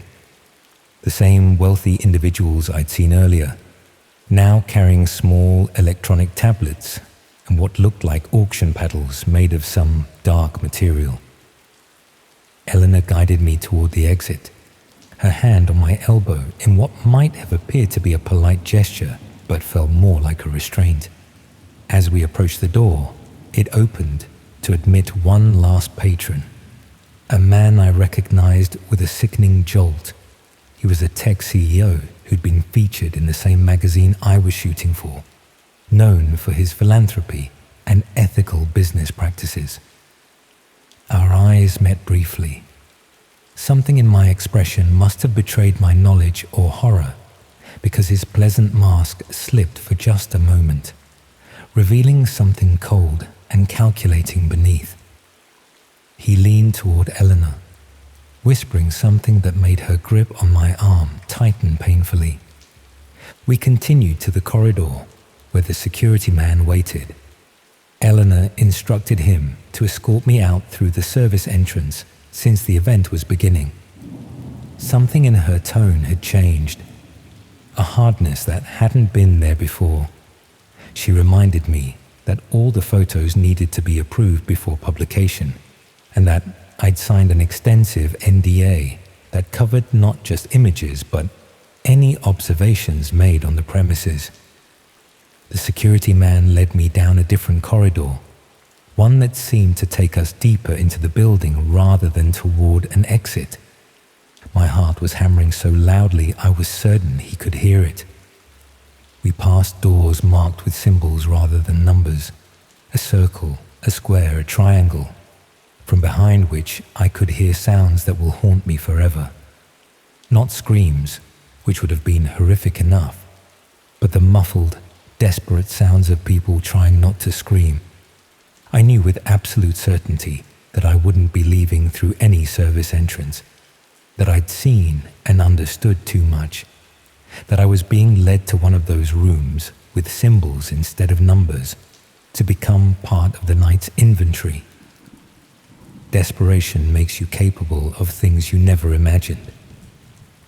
As we passed a fire extinguisher mounted on the wall, I stumbled deliberately, apologizing for my clumsiness. When the security man turned slightly to help me up, I grabbed the extinguisher and swung it with all my strength at his head. There was a sickening crack, and he crumpled to the floor. I ran, no longer caring about stealth, simply needing to find a way out of this nightmare. I tried doors as I passed them, most locked, one opening to reveal a small room with medical equipment and restraints that made me slam it shut immediately.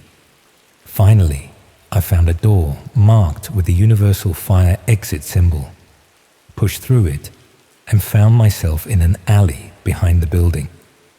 I didn't stop running until I was back on a main road, surrounded by late-night revelers who had no idea of the horrors occurring just streets away. I hailed a taxi, giving an address nowhere near my actual home, constantly checking to see if I was being followed. That night, I copied the photo I'd taken of the portfolio to multiple secure locations, then erased all evidence of my assignment from my phone. I scrubbed my social media, packed essential belongings, and by morning was on a train to Edinburgh. where an old university friend had agreed to let me stay without asking questions. I spent weeks debating what to do with what I'd discovered. Going to the police seemed logical, but the man I'd recognized was connected to the highest levels of society and government. The NDA I'd signed contained language I now recognized as thinly veiled threats, and I had only a single photo as evidence, easily dismissed as a forgery or misunderstanding. Eventually, I created an anonymous account and shared what I discovered on forums dedicated to investigating human trafficking and dark web crimes. I included the photo, names I remembered, descriptions of the location and security measures. Some believed me. Others dismissed my story as paranoia or creative fiction. 3 weeks later, the wreathed heart was destroyed in what was reported as a gas explosion. No casualties, since it happened during closed hours. The news mentioned its popularity among London's elite and its unique Victorian interior that had been largely preserved during renovation. I knew it wasn't an accident. It was evidence being erased. But was it because of my posts, or simply a planned relocation of their operation? I'll never know. Since then, I've been moving constantly, never staying in one place long enough to establish connections. I've changed careers, appearance, habits. I use only cash, avoid cameras, stay away from social media. But sometimes, in the faces of the wealthy and powerful on news broadcasts, I catch glimpses of expressions I recognize from that night. That same cold calculation, beneath a veneer of respectability. I know now that there are spaces hidden within ordinary places where the elite trade in the ultimate luxury, complete power over human life, where suffering is commodified and sold to the highest bidder, where people like me, who stumble upon their existence, become potential inventory. Sometimes I dream of that auction room.